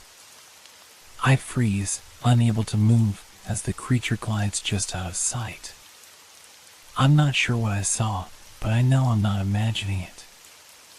I turn to the foreman, hoping for reassurance. But when I open my mouth to speak, the words freeze in my throat. He's gone. I look around in a panic. The others are scattered, too. I thought I heard their voices earlier, but now, nothing. Just the faint, haunting scrape of claws on concrete. The rats. They're getting closer. But this isn't just an infestation. It's something much worse. Something massive. It's not rats, I whisper to myself. But I don't believe it. The noise is growing louder now, more distinct. The soft scraping sound is mixed with a deeper, more menacing growl. It's coming from every direction. I spin around, trying to locate the source, but all I see are the dim lights, casting flickering shadows on the walls. It feels as though the tunnel is closing in around me. I take a few steps forward, my boots echoing through the silence. The smell of mildew and dust is thick in the air. My pulse quickens as I realize the crew members are nowhere to be seen. I call out, my voice trembling, but no one answers. This isn't right, I whisper to myself, clutching the flashlight in my hand. The beam of light cuts through the darkness, but it barely makes a dent in the vast, suffocating blackness around me. Suddenly, I hear a rustle behind me, followed by a sharp clicking sound.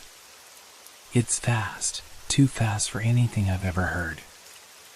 I turn, my breath hitching in my throat. And that's when I see them. Two glowing eyes, perched in the dark, shining like yellow-orange coals. My heart skips a beat, and I freeze in place. The eyes are far too high for any normal rat. They're level with my head, and they're watching me. Watching me intently. The rustling grows louder, and I feel a cold sweat trickle down my spine. Something is moving toward me. It's not just one creature. It's many. The ground beneath me feels unstable, as though it's shifting, and I realize they're everywhere. I take a few shaky steps back, but my foot catches on something, sending me sprawling to the ground. The flashlight rolls from my hand and goes out, plunging me into complete darkness. I scramble to get up, panic flooding my veins, but my body feels sluggish, as though the air itself is growing heavier. The growls are getting louder now, reverberating off the walls. My ears are ringing. I swear I can hear breathing, two deep, heavy, raspy breaths, just a few feet away. I don't dare move. I don't want to see what's waiting in the dark. The sound of claws scraping against the concrete floor reaches my ears, and my eyes adjust to the faint light from the overhead lamps. Something is moving towards me. A shadow, so large it seems to fill the entire tunnel. I finally pick up my flashlight and flick it on again. The beam barely penetrates the darkness, but I can make out shapes, forms, hunched and scuttling across the floor. Their eyes flash in the dim light. So many eyes. Then, one of the creatures steps into the beam. It's not a rat. Not even close. It's massive, at least 4 times the size of any rat I've ever seen. Its fur is matted and greasy, its body twisted in unnatural angles. Its eyes are glowing bright yellow, too large for its face, and its mouth is full of sharp, jagged teeth, each one the size of my fingers. I try to back away, but my legs feel like they're made of lead. The thing doesn't move, but its eyes follow me, locking onto mine with a terrifying focus. I don't know what it wants, but I know one thing, it's not going to let me leave. The growl rises in its throat, a deep, menacing rumble that vibrates through my chest. The creature steps forward. Then, with a blur of movement, it lunges. I close my eyes, my heart pounding in my chest. But there's nothing. Just silence. I open my eyes again. The creature is gone, but the air is thick with the smell of something rotting. I hear the faint scraping sound again, and it's getting closer. More of them. I can't outrun them. I can't hide. I turn and run, my footsteps echoing in the tunnel, my breath coming in shallow gasps. I don't know if I'm going in the right direction, but I know I need to escape. Something in my mind is screaming at me to get out. But I can't shake the feeling that they're following me, watching me. And then, in the distance, I see the faint light of the tunnel exit. I push myself harder, stumbling over debris, not daring to look back. The sound of claws on concrete is growing louder. The shadows behind me stretch, looming, closing in. My heart hammers in my chest as I sprint toward the light ahead. The tunnel feels endless, and the sound of claws scraping on the concrete echoes behind me like a distant drumbeat. I don't dare look back, but I can feel their presence, creeping closer. I hear the rustling again, faster now. It's as if they've multiplied, their movements synced in a terrifying rhythm. I push my legs harder, but my body feels heavier with each step. My breath is coming in short gasps, and my mind is clouded with panic. I'm almost there. The exit is just a few yards away now, the light of the outside world faintly illuminating the darkness before me. But as I reach the final stretch, something grabs my ankle. The pain is sharp, searing, and I fall forward, hitting the ground hard. My hands scrape against the rough concrete as I try to push myself up, but I can't. Something's holding me down. I scream, but the sound is swallowed by the cavernous tunnel. I look down in a daze, and that's when I see it, a massive rat, its jaws clamped around my ankle. Its eyes are gleaming with hunger, its body twisted and grotesque. It pulls, dragging me backward with frightening strength. I kick out instinctively, my boot connecting with its face. The creature recoils, releasing me for just a moment. I scramble to my feet, blood pounding in my ears. I don't think. I just run. I can feel the creatures behind me, relentless, closing the distance with every step. The growls and scratches are deafening now, and I know that if I slow down for even a second, they'll catch me. I don't know how much further I have to go. My lungs burn, and my vision is blurry from fear and exhaustion. But I can see the faint outline of the tunnel's exit just ahead. I force myself to go faster, pushing through the pain. Then I hear it, the screech. It's deafening, like nails scraping against metal. The sound sends a jolt of fear through my entire body. It's followed by a terrible crash, and the ground shakes beneath me.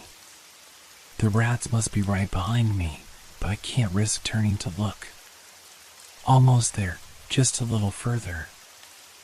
I make one last, desperate sprint toward the exit, but as I near the end of the tunnel, something blocks my way. It's massive, larger than the others, its glowing eyes burning in the dark. It's standing in the opening, blocking my escape. I slam into it with all my remaining strength, but it doesn't budge. It's as if the thing is made of stone. Its eyes gleam with malice as it stares down at me, its sharp claws twitching with anticipation. The tunnel has closed in on me. I back away, desperate, my mind racing. There's nowhere to go. The walls feel like they're closing in, and the creatures, no, things, are all around me now. I hear another screech from behind me, and the air seems to grow thicker, the darkness more suffocating. My thoughts are a blur. The sounds of the creatures, their eyes, their mouths, their breath, fill my mind. The smell of decay, the sound of claws, the churning noise in the walls. And then, I hear it, soft at first, but growing louder with each passing second. The unmistakable sound of more rats, skittering, moving in unison. I know, deep down, that it's too late for me. They've surrounded me. There's no escape. The creatures are closing in. The light from the tunnel's exit flickers one last time before fading into the darkness. And then, nothing. The last thing I hear is the sound of my own breath, ragged and desperate, echoing through the dark. The creatures are here. And I know that I won't be leaving this tunnel alive. I don't know how long I've been lying there. The cold concrete beneath me feels like ice, and I can't remember how I fell. It takes everything in me to open my eyes, but when I do, it's as if the darkness has swallowed me whole. I don't know where they've gone, or if they're still here. The rats, the sounds, the lights, everything is gone. It's too quiet. Too still. But the fear is still there, gnawing at the edges of my mind. I sit up slowly, my body aching, bruised from my fall. My ankle is bleeding, and it burns with each movement, but I force myself to get to my feet. The light from the tunnel exit is completely gone now, and I can't see a thing. The darkness is all-encompassing. It presses down on me like a heavy weight. I can feel my heart pounding in my chest as I take a step forward. My breath is shallow, my senses heightened, every tiny noise magnified in the silence. The air feels thick, damp, almost suffocating.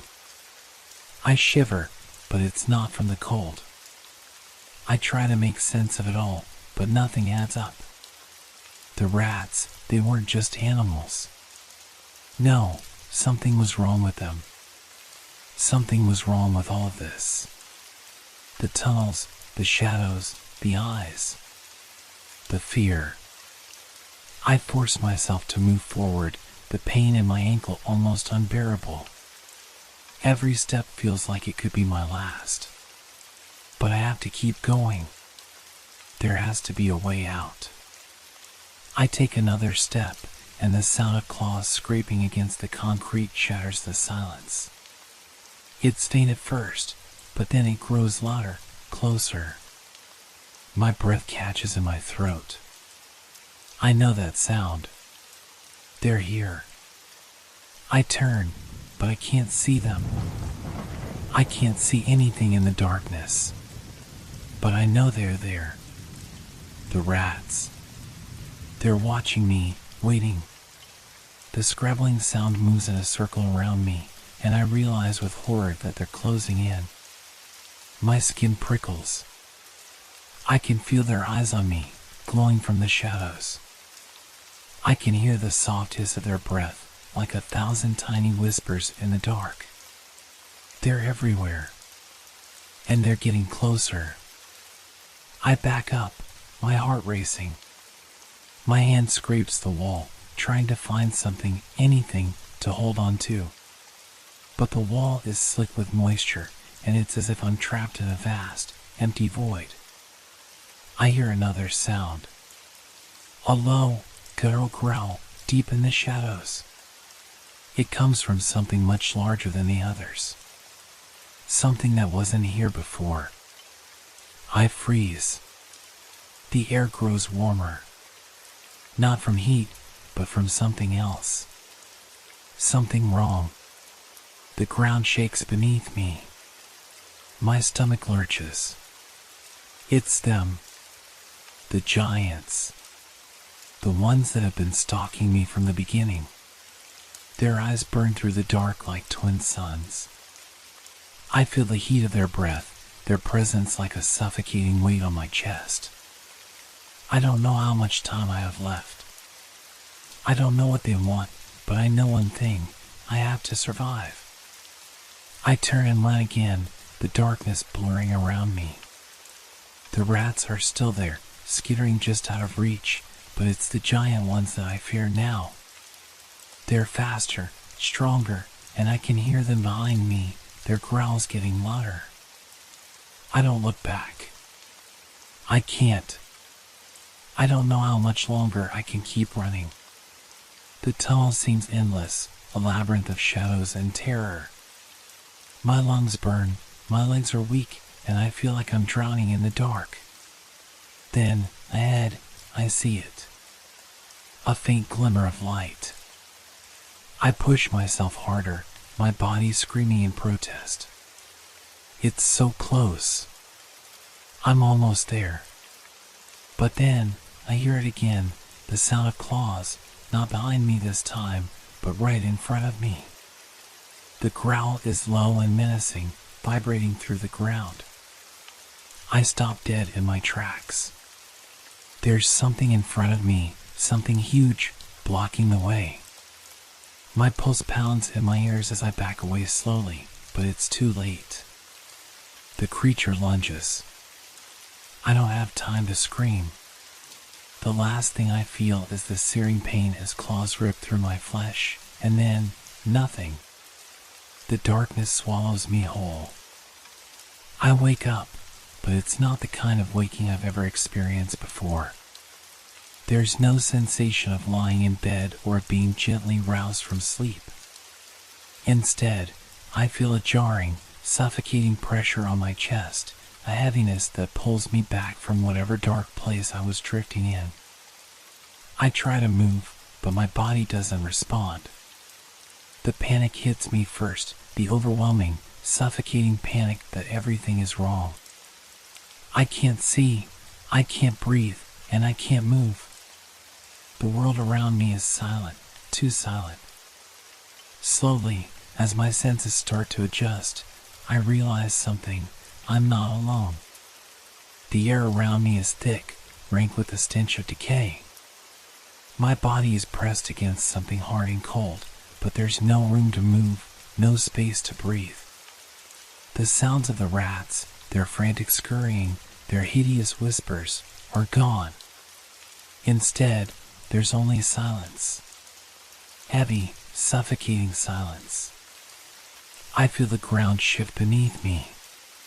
It's a slight movement, but it's enough to make my heart stop.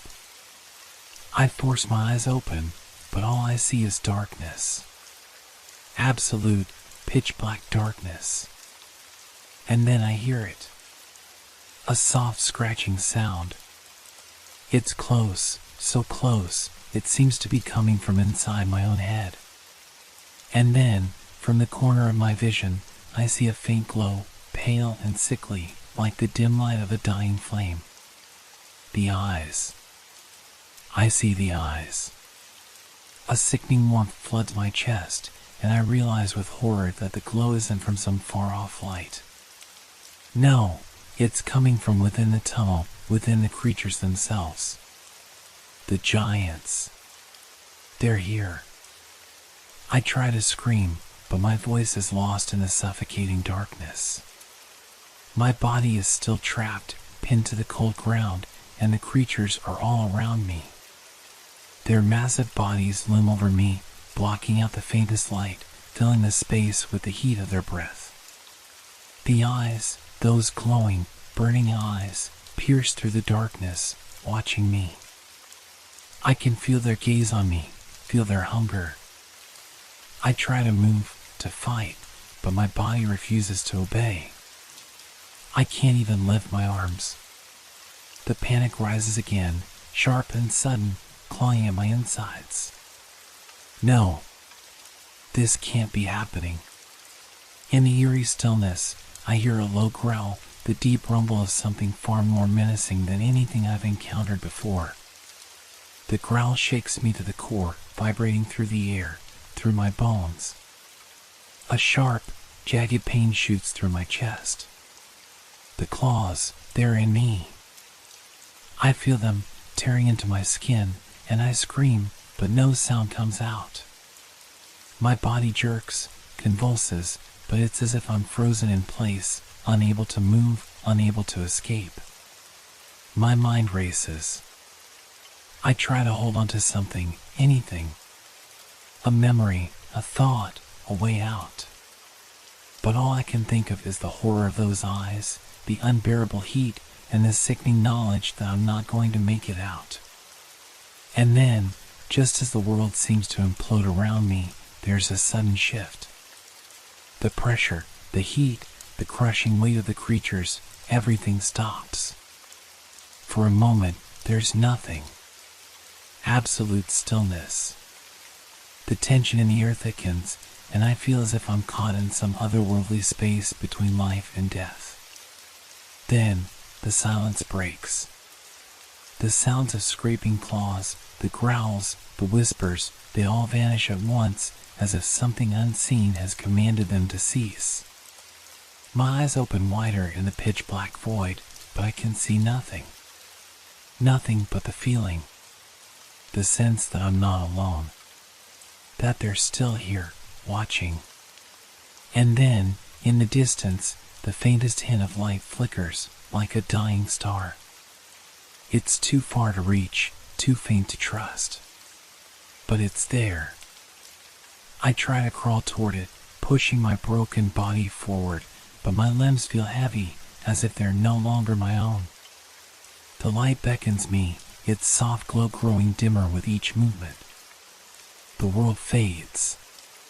And the last thing I hear, before everything goes dark, is the low, guttural growl of the creatures, and then a whisper, carried on the wind. You're ours now.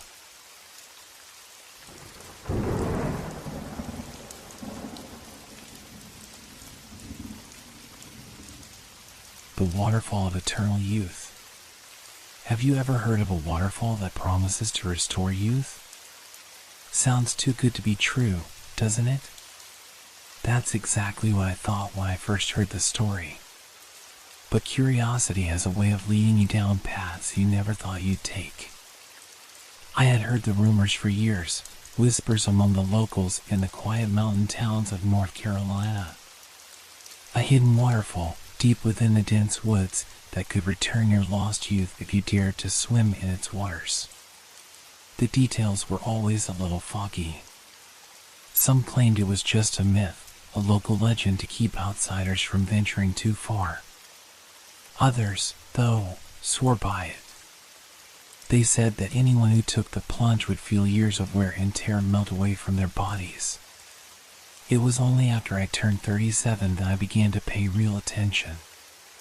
My body was starting to show the signs of age. I didn't feel old, not really, but I noticed the changes. The tiredness I couldn't shake, the little aches that seemed to multiply as the days went on, and the wrinkles creeping in where the smoothness once was. So, when the opportunity to visit North Carolina came up, I found myself packing a bag for a trip to the mountains. I was determined to find that waterfall and take the chance. Maybe it was a fool's dream, but at the time, I didn't care. What was there to lose? The drive up was long and the air grew cooler as we wound our way through the hills. The roads narrowed, twisting through thick trees, their branches reaching over the car like dark, gnarled fingers. The place felt ancient, untouched by the modern world. Maybe that's why the idea of the waterfall didn't seem so far-fetched. When I reached the clearing, my guide, a quiet local man named Henry, paused and gestured to the woods beyond. He didn't say much, but his eyes flicked nervously towards the forest. "It's not a place for everyone," he muttered. "You might not like what you find." I was determined, though. I thanked him and set off on the path alone. The air was thick with the scent of pine and damp earth. The trail led me deeper into the forest, where the silence felt like a weight pressing down on me. There were no birds, no rustling of small animals in the underbrush. Just the sound of my own footsteps and the distant rush of water. As I ventured further, the air began to change. There was a subtle shift, a faint, almost unnoticeable odor that lingered in the breeze. It wasn't unpleasant, but it wasn't natural either. It smelled stale, like something long forgotten. I pressed on, the curiosity growing stronger with each step. And then, through the trees, I saw it. The waterfall was magnificent. It cascaded down from a cliff, its waters tumbling over moss-covered rocks into a crystal-clear pool below. The sight was breathtaking. The water shimmered under the weak sunlight filtering through the canopy above, creating ripples that seemed to dance as if they had a life of their own.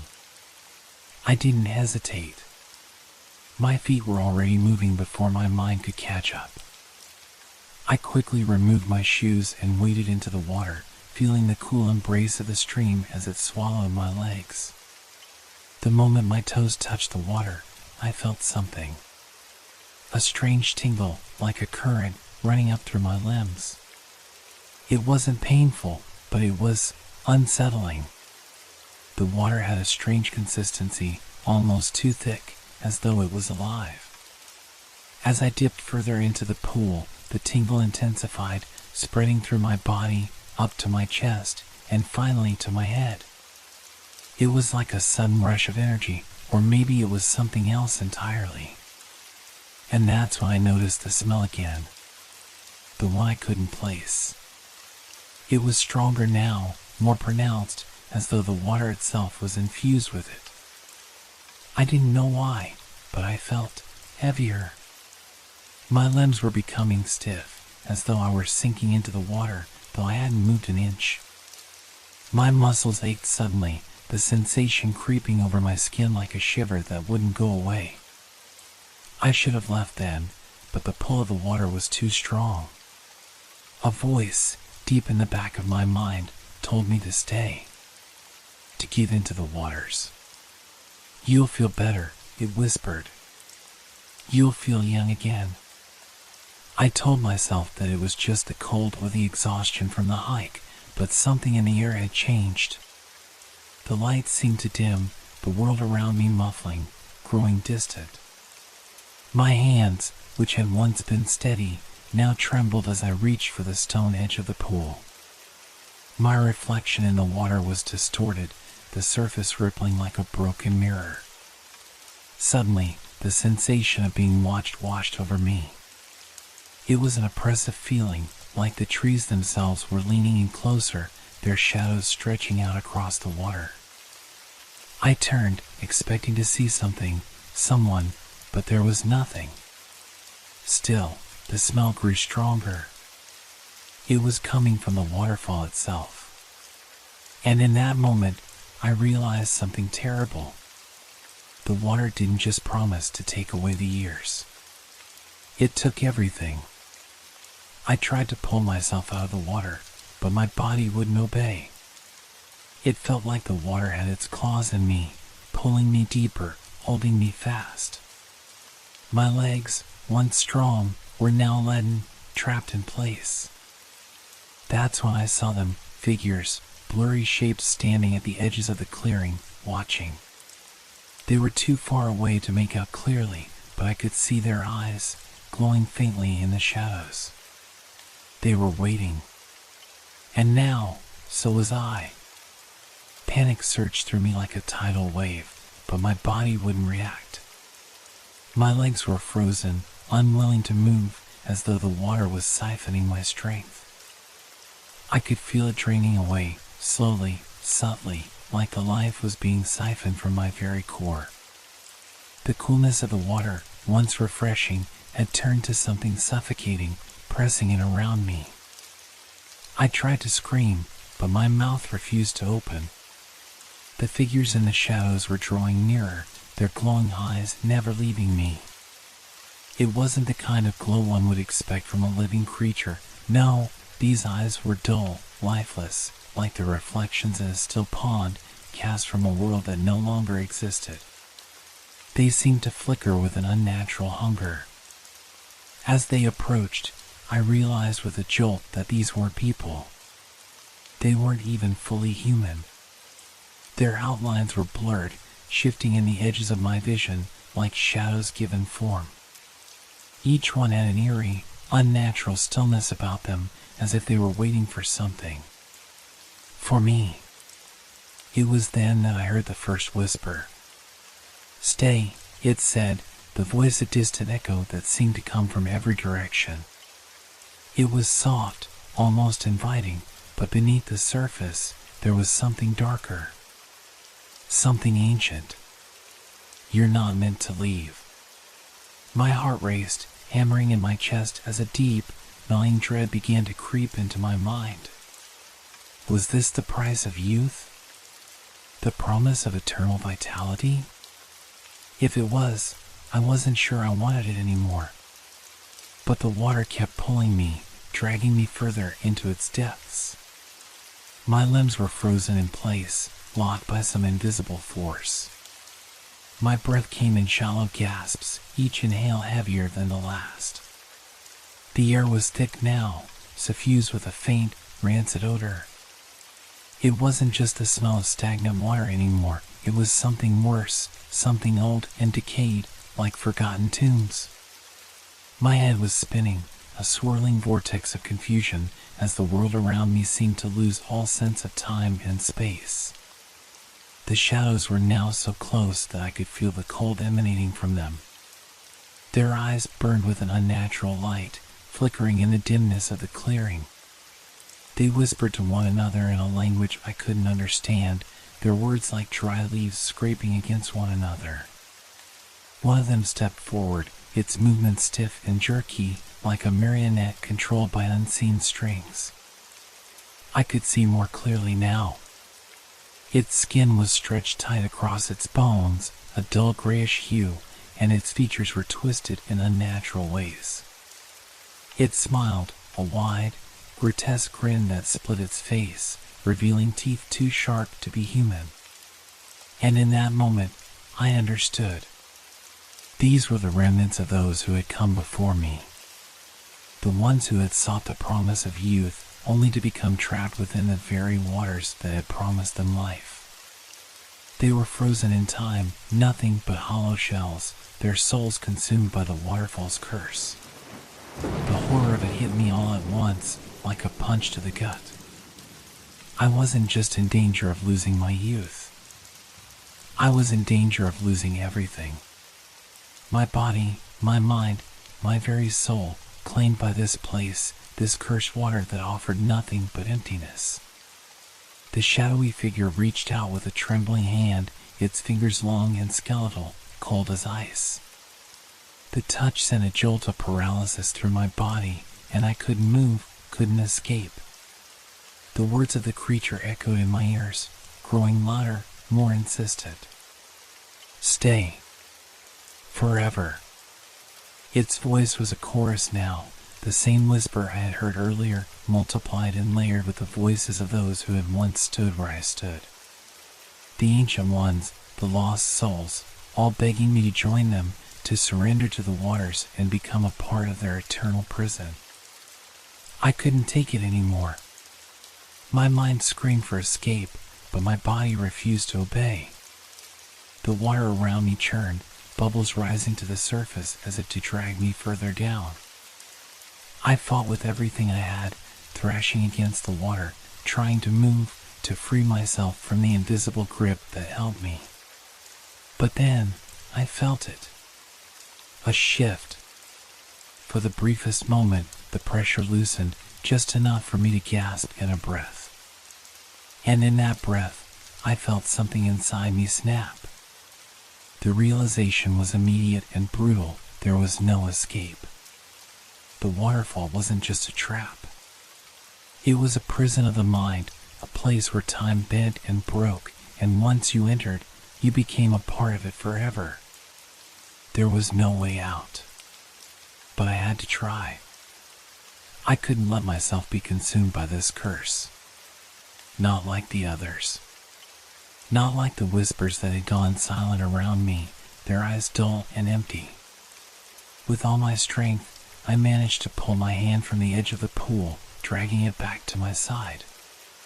For a brief moment, I thought I had won, then the pain hit. It was as if the very air around me had turned to stone, pressing in on my chest, crushing the breath from my lungs. My legs buckled beneath me, my knees giving way as my body felt heavier, colder. The waters began to pull me under again, and this time I couldn't fight it. The last thing I saw before everything went black was the glow of the figures, their eyes watching me with that same hunger. And then, there was nothing but the suffocating darkness of the water. I felt myself sinking deeper and deeper into the abyss. But somewhere in that suffocating void, I thought I heard a voice. A whisper, faint but clear. "You're home now." I couldn't breathe. There was no air, no light, no sensation except the cold, oppressive weight of the water pressing against me. I should have panicked. I should have screamed, fought, done something, but my body refused to respond. It felt as though I was suspended in time, caught between life and death. My lungs screamed for oxygen, but it was as if my body no longer belonged to me. And then, silence. The water, once so loud in its endless rush, had gone still. The only thing I could hear was the slow, rhythmic beating of my own heart, pounding in my chest like a drum. The world around me seemed to vanish, leaving only this dark, crushing emptiness. A cold touch on my skin. I flinched, but it was impossible to move. A pressure, gentle at first, but then more insistent, spread over my body. Fingers, icy and unyielding, seemed to slide over my skin, sending shivers of fear through my frozen form. I tried to speak, to call for help, but my voice was swallowed by the void. I was completely alone. But I wasn't alone. The darkness shifted, and in it, I saw them again, the figures. Their glowing eyes pierced through the blackness like stars in a forgotten sky. Their forms were now clearer, more defined, as they drifted closer, their cold fingers brushing my skin. They moved in eerie synchrony, as if they were part of the water itself, formed from its dark depths. Their mouths parted, and I heard the sound of their whispers, the same voices that had called out to me before. But this time, they weren't speaking words. They were calling my name, softly at first, then with growing intensity. Their voices reverberated within my mind, echoing like the last dying breath of something long lost. "Join us." I tried to pull away, but my body wouldn't respond.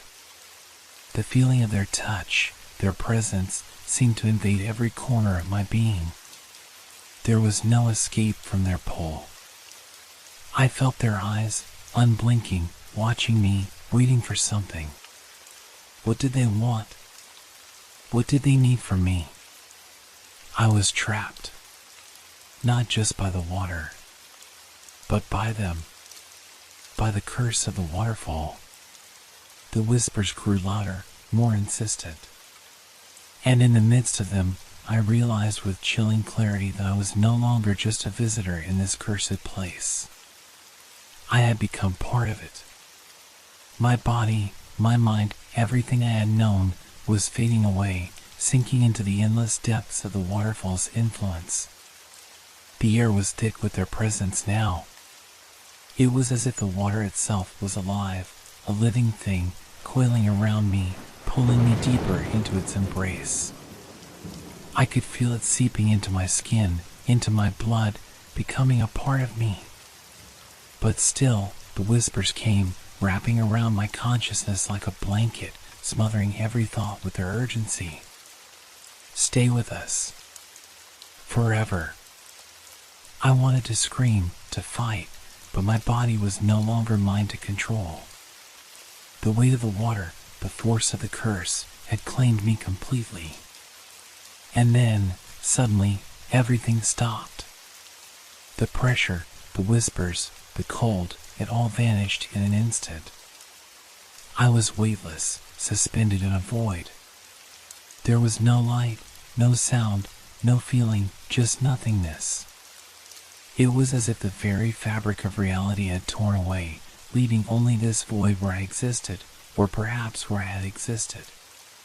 The figure in front of me, the one that had been leading the others, extended a hand toward me. Its eyes glowed faintly, cold and empty, like the dark recesses of a long-forgotten grave. It opened its mouth, but no sound emerged. Instead, I heard the whispering inside my head. "Now, you are one of us." I wanted to scream, to fight back, but the words never left my lips. I was no longer capable of making a sound. I was no longer capable of anything. My body was gone. My soul, my mind, everything was swallowed by the water, consumed by the curse that had taken root deep within me. The last thing I saw before the darkness closed in was the figure's empty eyes, staring at me with an eternal, unblinking gaze. And then, there was nothing. I don't know how much time has passed since that moment. Time has no meaning here. I am no longer sure of who I was, or if I ever was anything at all. The other figures are here, with me, surrounding me in the deep, dark water, their eyes glowing faintly in the endless blackness. We are one now, bound together by the same curse that has taken everything from us. The waterfall still calls out to others. To the curious, to the desperate, to those seeking the promise of eternal youth. And when they come, the cycle begins again. There is no escape. We are all bound to the water, forever. It is hard to describe time when you no longer experience it as you once did. Days? Hours?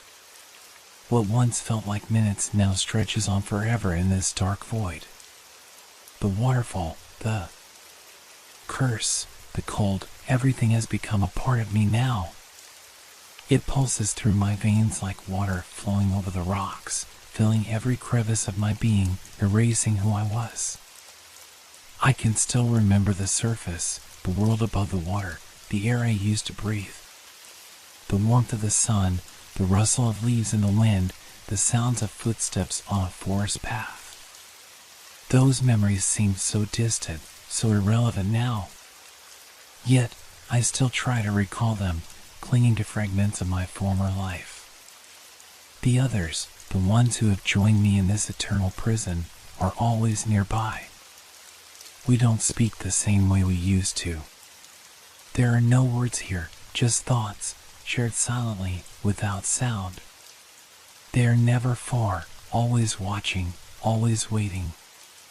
We are bound by the same fate, connected by the very essence of the waterfall that has consumed us. Sometimes, I think I catch glimpses of the world above. A faint glimmer, a fleeting echo of light and life beyond this endless darkness.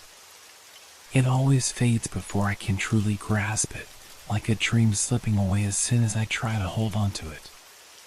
But I feel it, something is changing. There is a subtle shift in the water, a ripple that runs through the depths. The water, once cold and stagnant, now stirs with an energy I can't fully understand. It is as though the very nature of the curse is evolving, growing stronger, more insistent.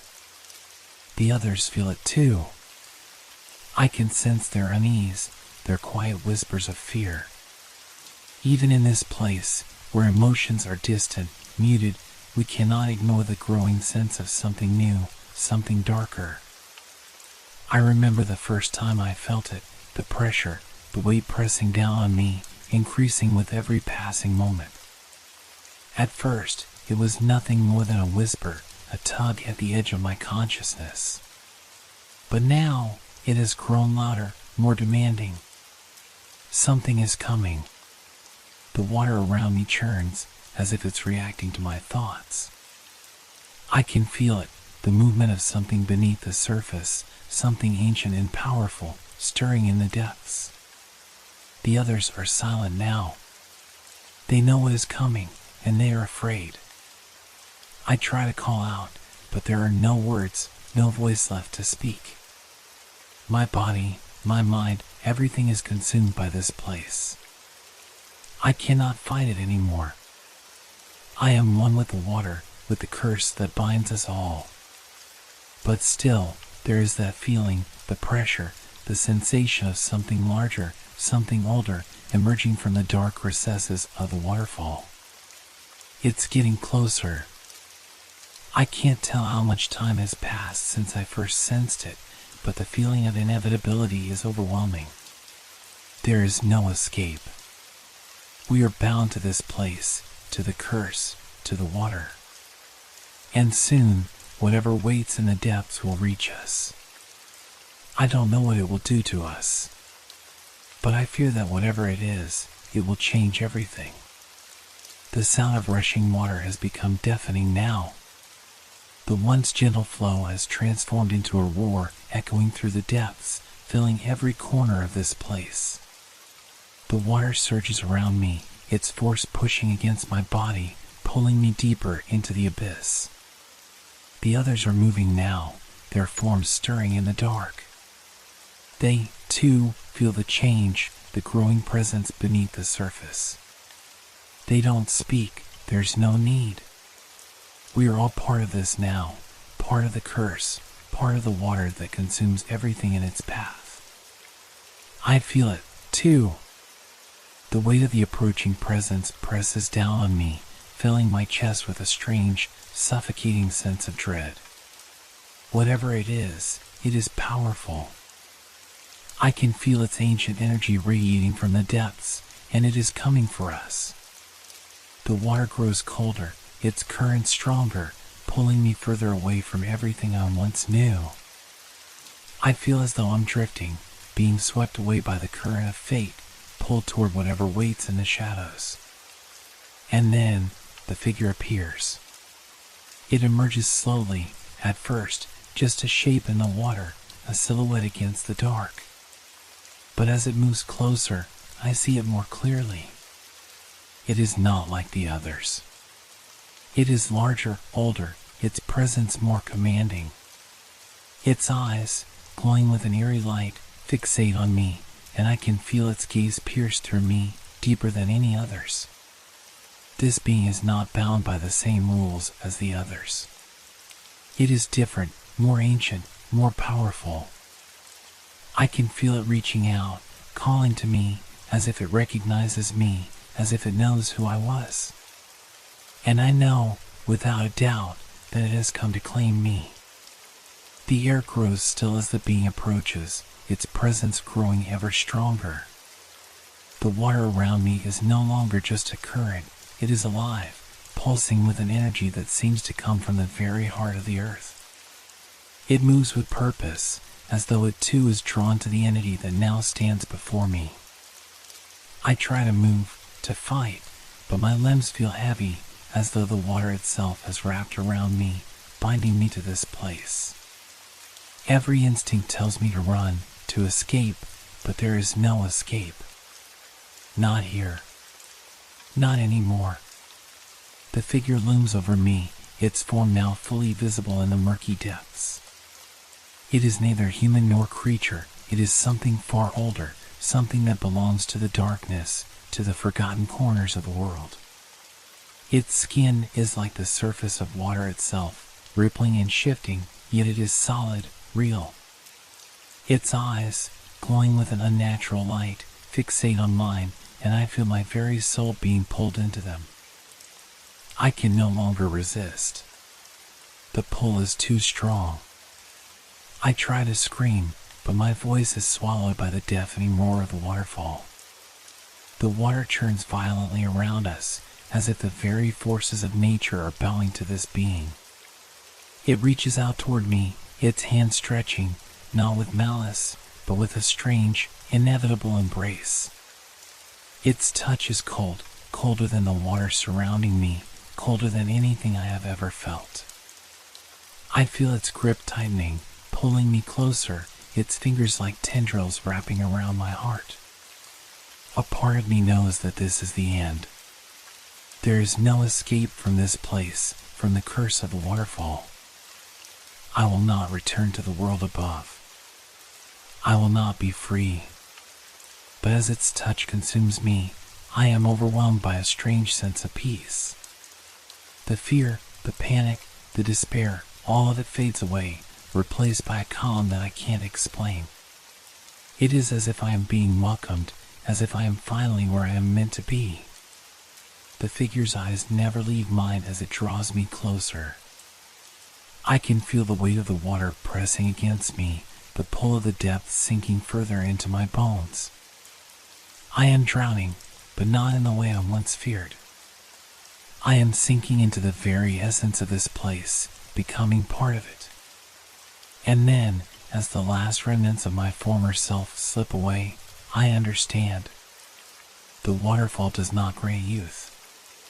It does not return what was lost. It takes. It consumes. It binds. And those who seek to regain what they have lost become part of it, part of the curse. I am no longer alone.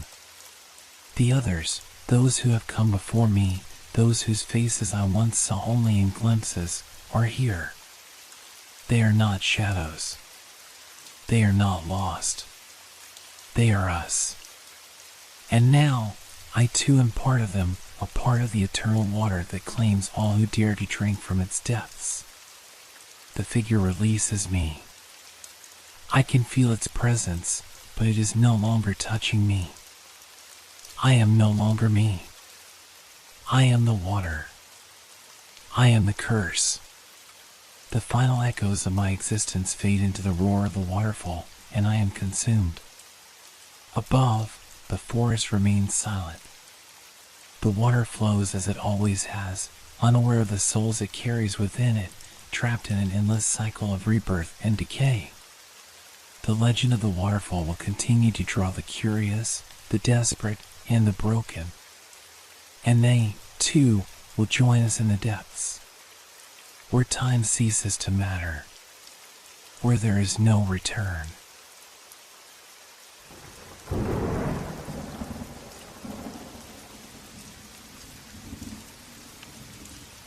Pterodactyl over Arkansas. I first heard the rumors in town, whispers from old-timers, stories that didn't make sense, but had just enough weight to make you second guess. They talked about a shadow, something large, something that moved through the Arkansas forests, casting an eerie shape against the trees. People called it a pterodactyl, an ancient, extinct creature, though no one seemed to believe it. Still, the fear in their eyes was hard to ignore. It all started on a cool autumn evening when I found myself alone on a back road near the edge of the forest, not far from where the sightings had been reported.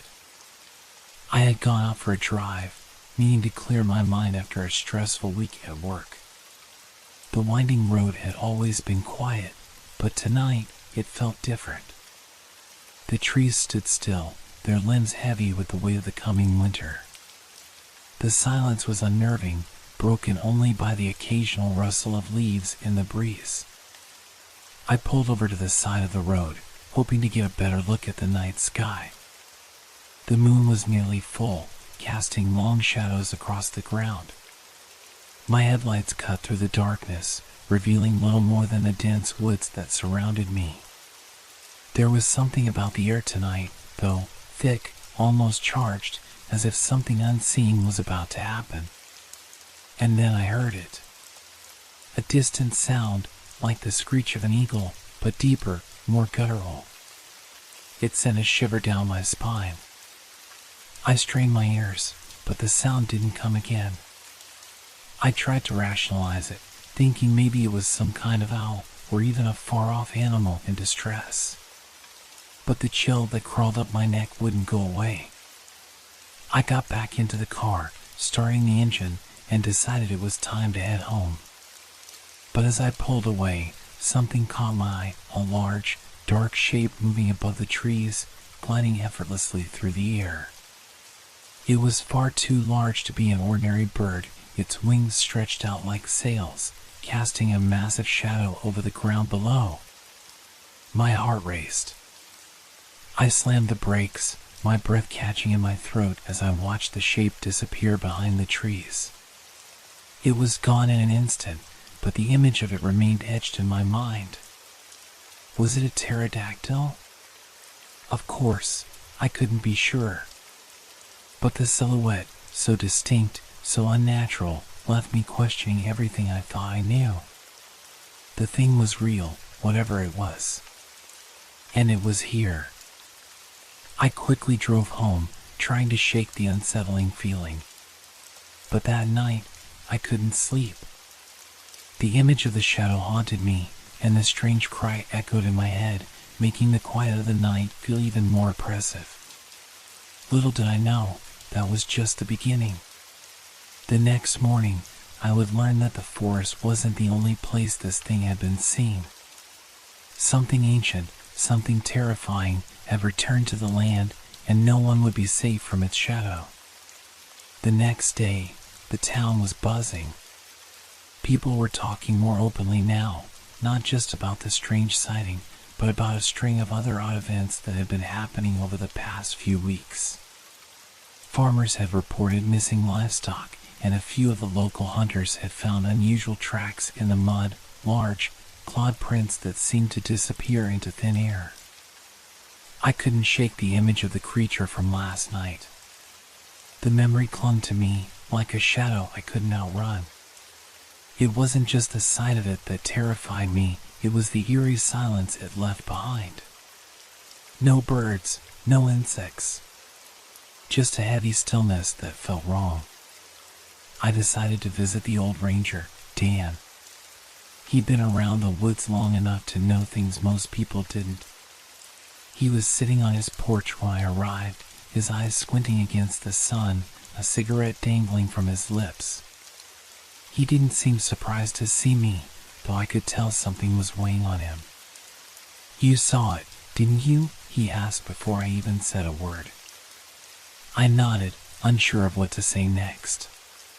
The thought of admitting what I'd seen made it all feel even more real, and I wasn't ready to face that. He took a long drag from his cigarette, letting the smoke curl into the air before exhaling slowly. It's not the first time something like this has been spotted.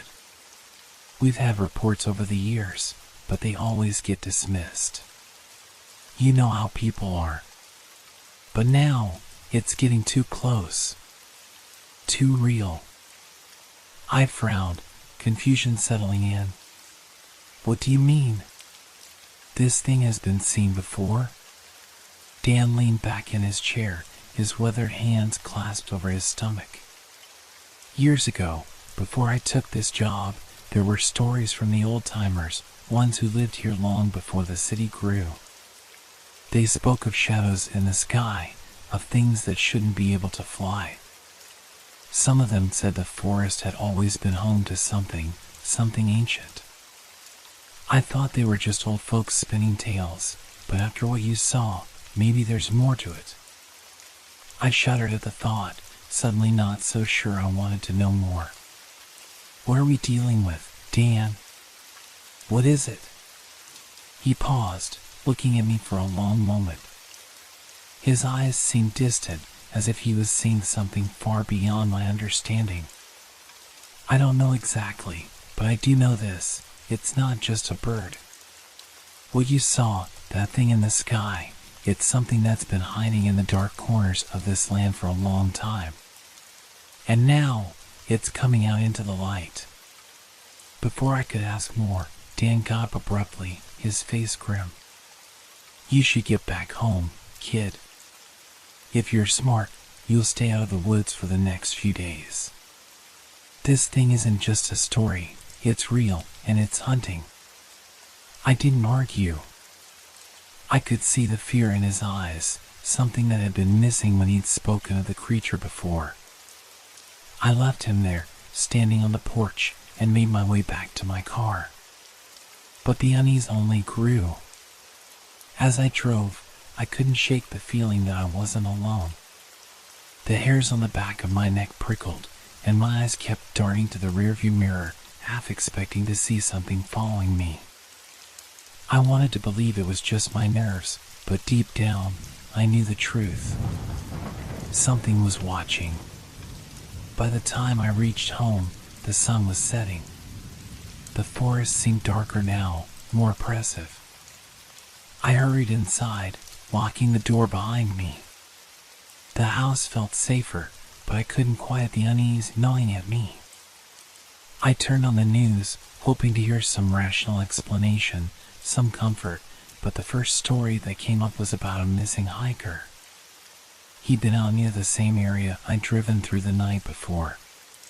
His body had yet to be found, but his belongings were discovered, scattered across the forest floor. There were no signs of an animal attack, no obvious injuries. Just an eerie, unsettling silence. My stomach turned. It was happening again.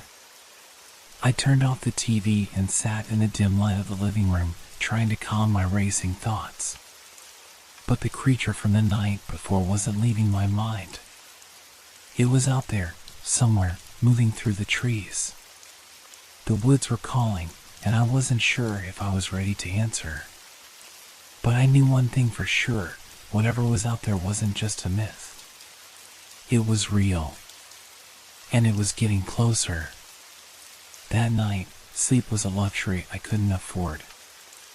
I tossed and turned in bed, every small sound outside making me jump. The house, usually a refuge from the outside world, felt oppressive now. The creaks of the old wood and the occasional groan of the pipes seemed to echo like whispers, carrying with them the weight of something unseen. I lay there, staring at the ceiling, my mind racing. The news report about the missing hiker played on loop in my head. The man had vanished without a trace, his gear left behind, abandoned.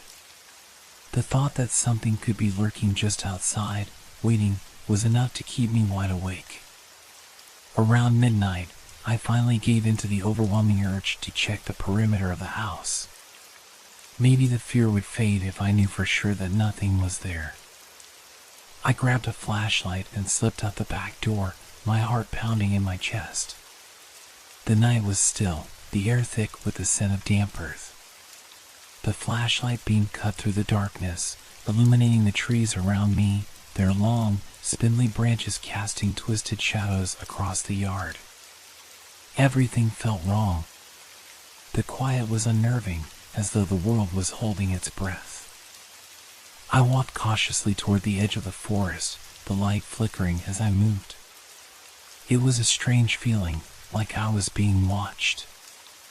I tried to shake it off, telling myself it was just nerves, but the closer I got to the tree line, the more that feeling grew. The hair on the back of my neck stood on end. I scanned the shadows between the trees, expecting to see nothing, but I couldn't help myself. I kept searching, my eyes darting in every direction. And then, in the distance, I saw it. A pair of eyes. They glowed faintly in the dark, reflecting the light from my flashlight. For a moment, I thought I was imagining it, that the beam was playing tricks on me. But then they blinked, slowly, deliberately. My breath caught in my throat. The eyes were too high, too large to belong to any normal animal. I stood frozen, my feet rooted to the ground, unable to look away. The creature didn't move at first, but I could sense its presence. It was there, watching me, waiting. I wanted to run, but my legs wouldn't respond. The eyes followed me, unmoving, yet somehow more menacing with each passing second. And then, without warning, they blinked again. The sound of wings, vast and powerful, sliced through the silence, and the figure vanished into the trees. I stumbled backward, my pulse racing, the fear in my chest a living thing. I didn't wait another second. I turned and ran back to the house, my feet barely touching the ground as I bolted through the yard. The door slammed behind me, and I locked it, panting heavily. My hands shook as I placed the flashlight on the table, my mind reeling. It had been real. The eyes, the wings, the feeling of being hunted, it was all real. I backed away from the door, staring at it as though it might open on its own. I felt trapped, claustrophobic, as if the house was no longer a sanctuary, but a cage. The walls felt too close, the air too thick. I couldn't escape the feeling that something was lurking just outside, waiting for the right moment to strike. I didn't know what I was dealing with, but I knew it wasn't something natural. I'd seen the eyes, heard the wings. This wasn't a bird or any creature I had ever known. And yet, it was something ancient, something that had been hiding in the shadows for far too long. The clock on the wall ticked loudly, as if in sync with my racing heart. I needed to find out more. I couldn't just wait here, paralyzed by fear. But where could I go? Who could I turn to? I needed answers, and the only person who might have them was Dan. But after what he told me, after seeing the fear in his eyes, I wasn't sure I wanted to know the truth. I thought about the old stories, about the things that had been lurking in the shadows of these woods for generations. Dan had said they had always been here, waiting. Waiting for what? I didn't know, but I was beginning to think that it wasn't just the forest that was dangerous, it was the thing that called it home. As I sat in the dim light, trying to steady my breathing, I realized something. There was no running from this. The creature was already here, and it wasn't going away. The only question now was how long I could survive before it came for me. The days blurred together, each one feeling more like the last. I couldn't sleep. I couldn't eat. The image of those glowing eyes haunted me, and the sound of the wings echoing in my mind was a constant reminder of the thing that watched from the woods.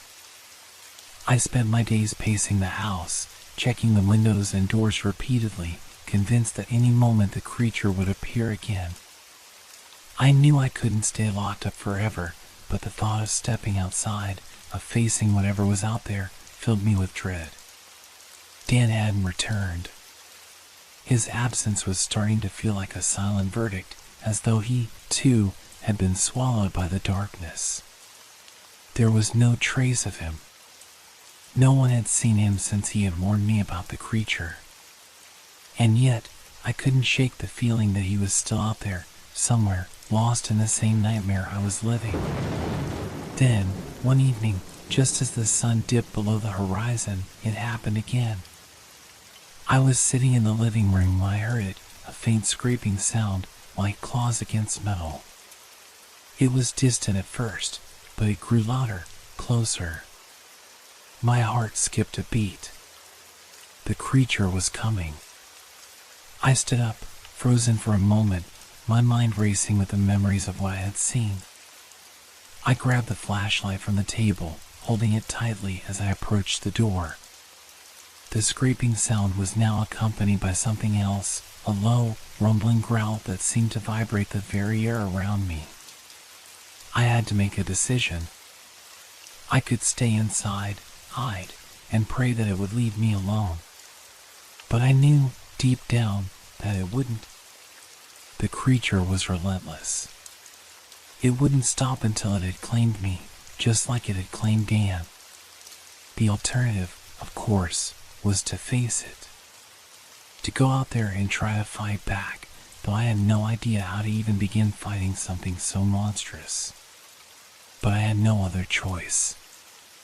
I couldn't live in fear anymore. I had to know what I was up against.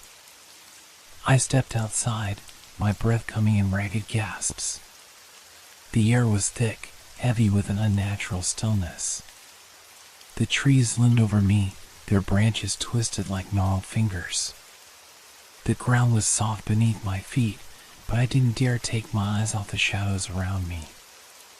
I walked slowly toward the edge of the woods, the flashlight trembling in my hand.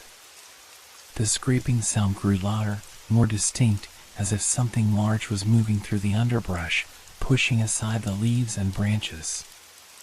And then, I saw it. It was massive.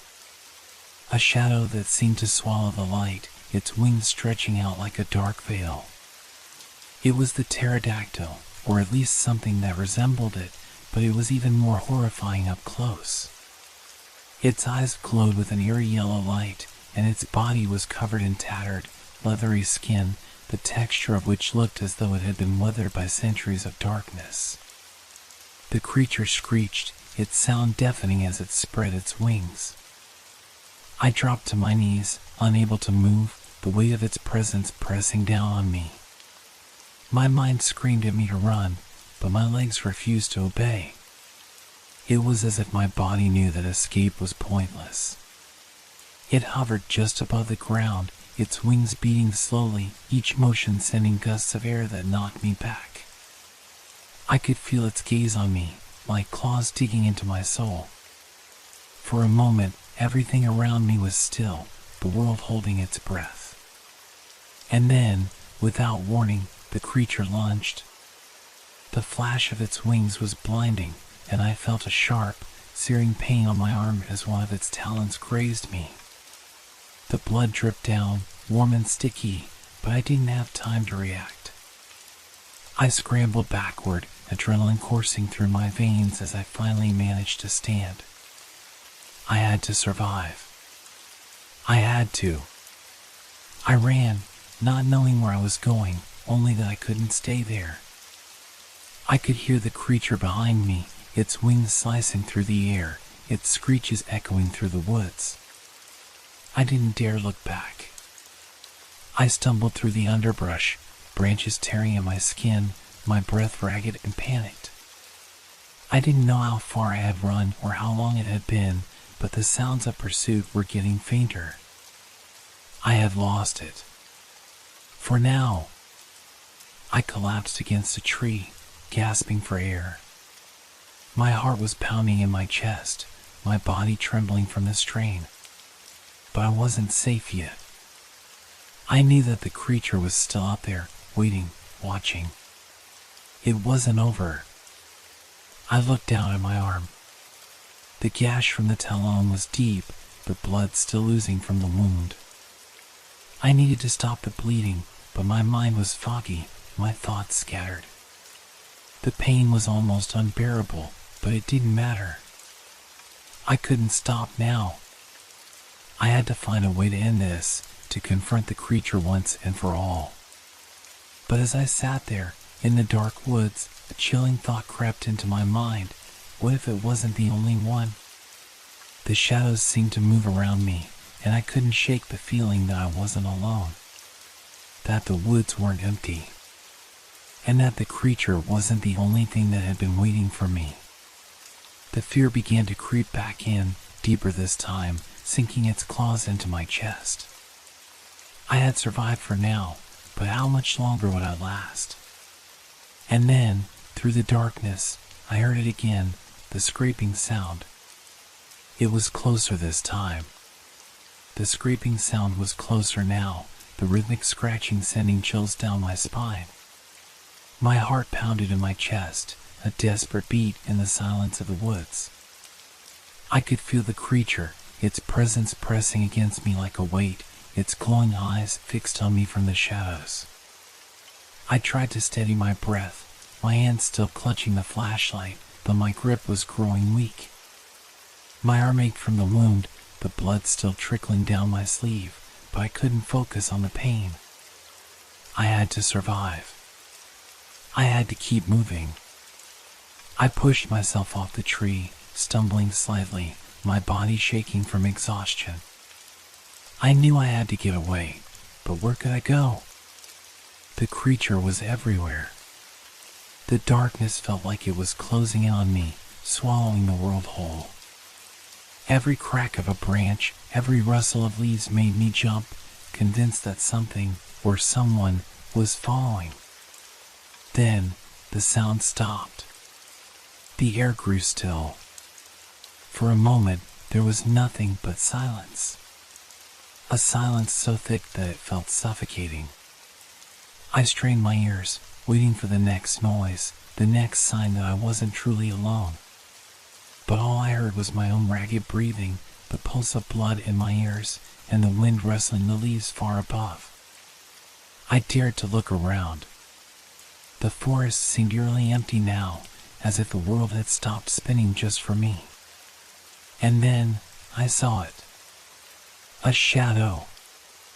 A shape moving silently through the trees, impossibly large, its wings folding on themselves as it glided toward me. The creature. My blood ran cold, and I froze in place.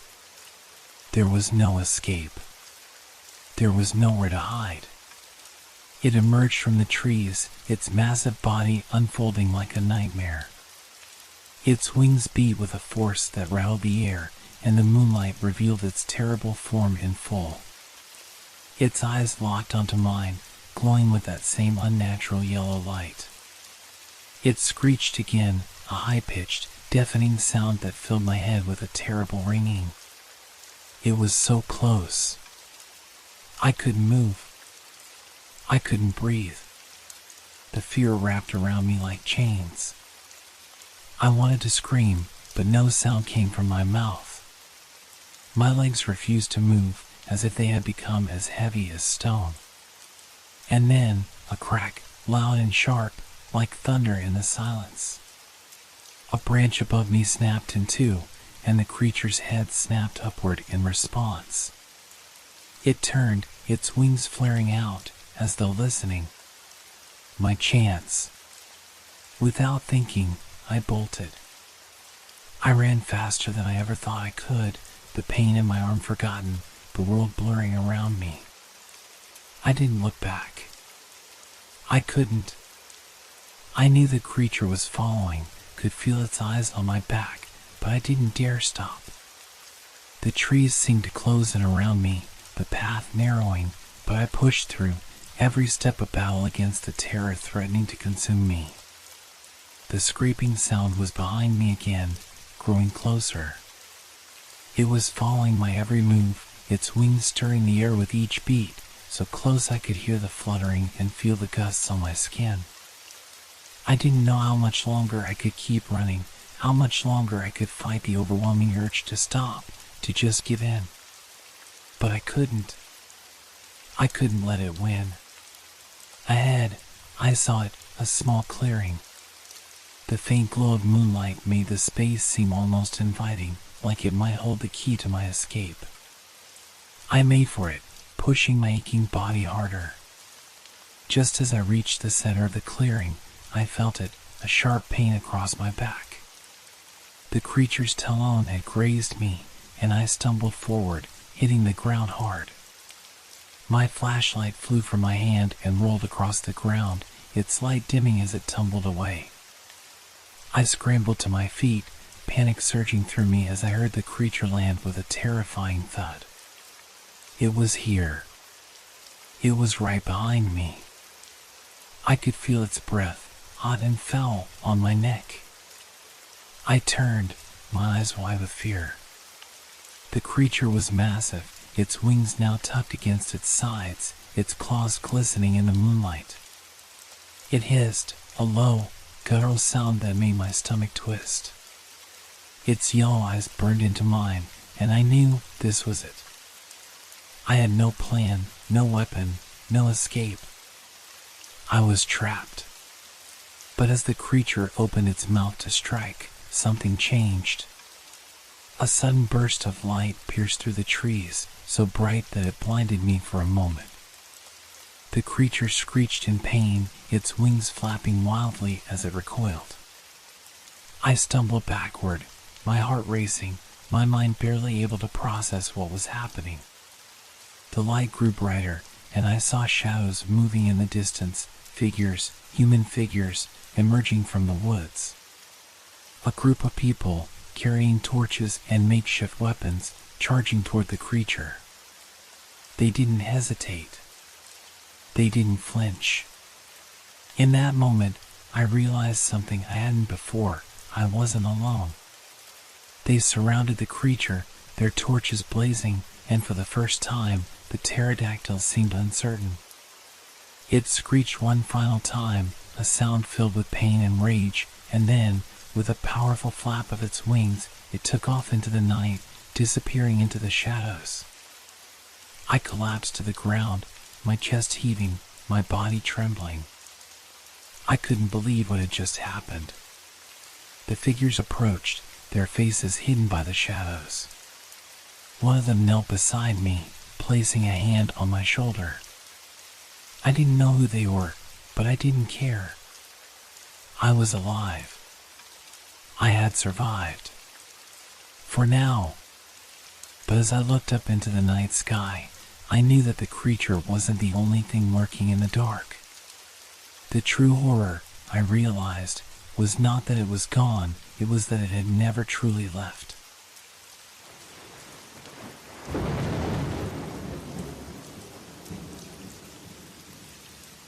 Thank you for making our stories part of your relaxation time.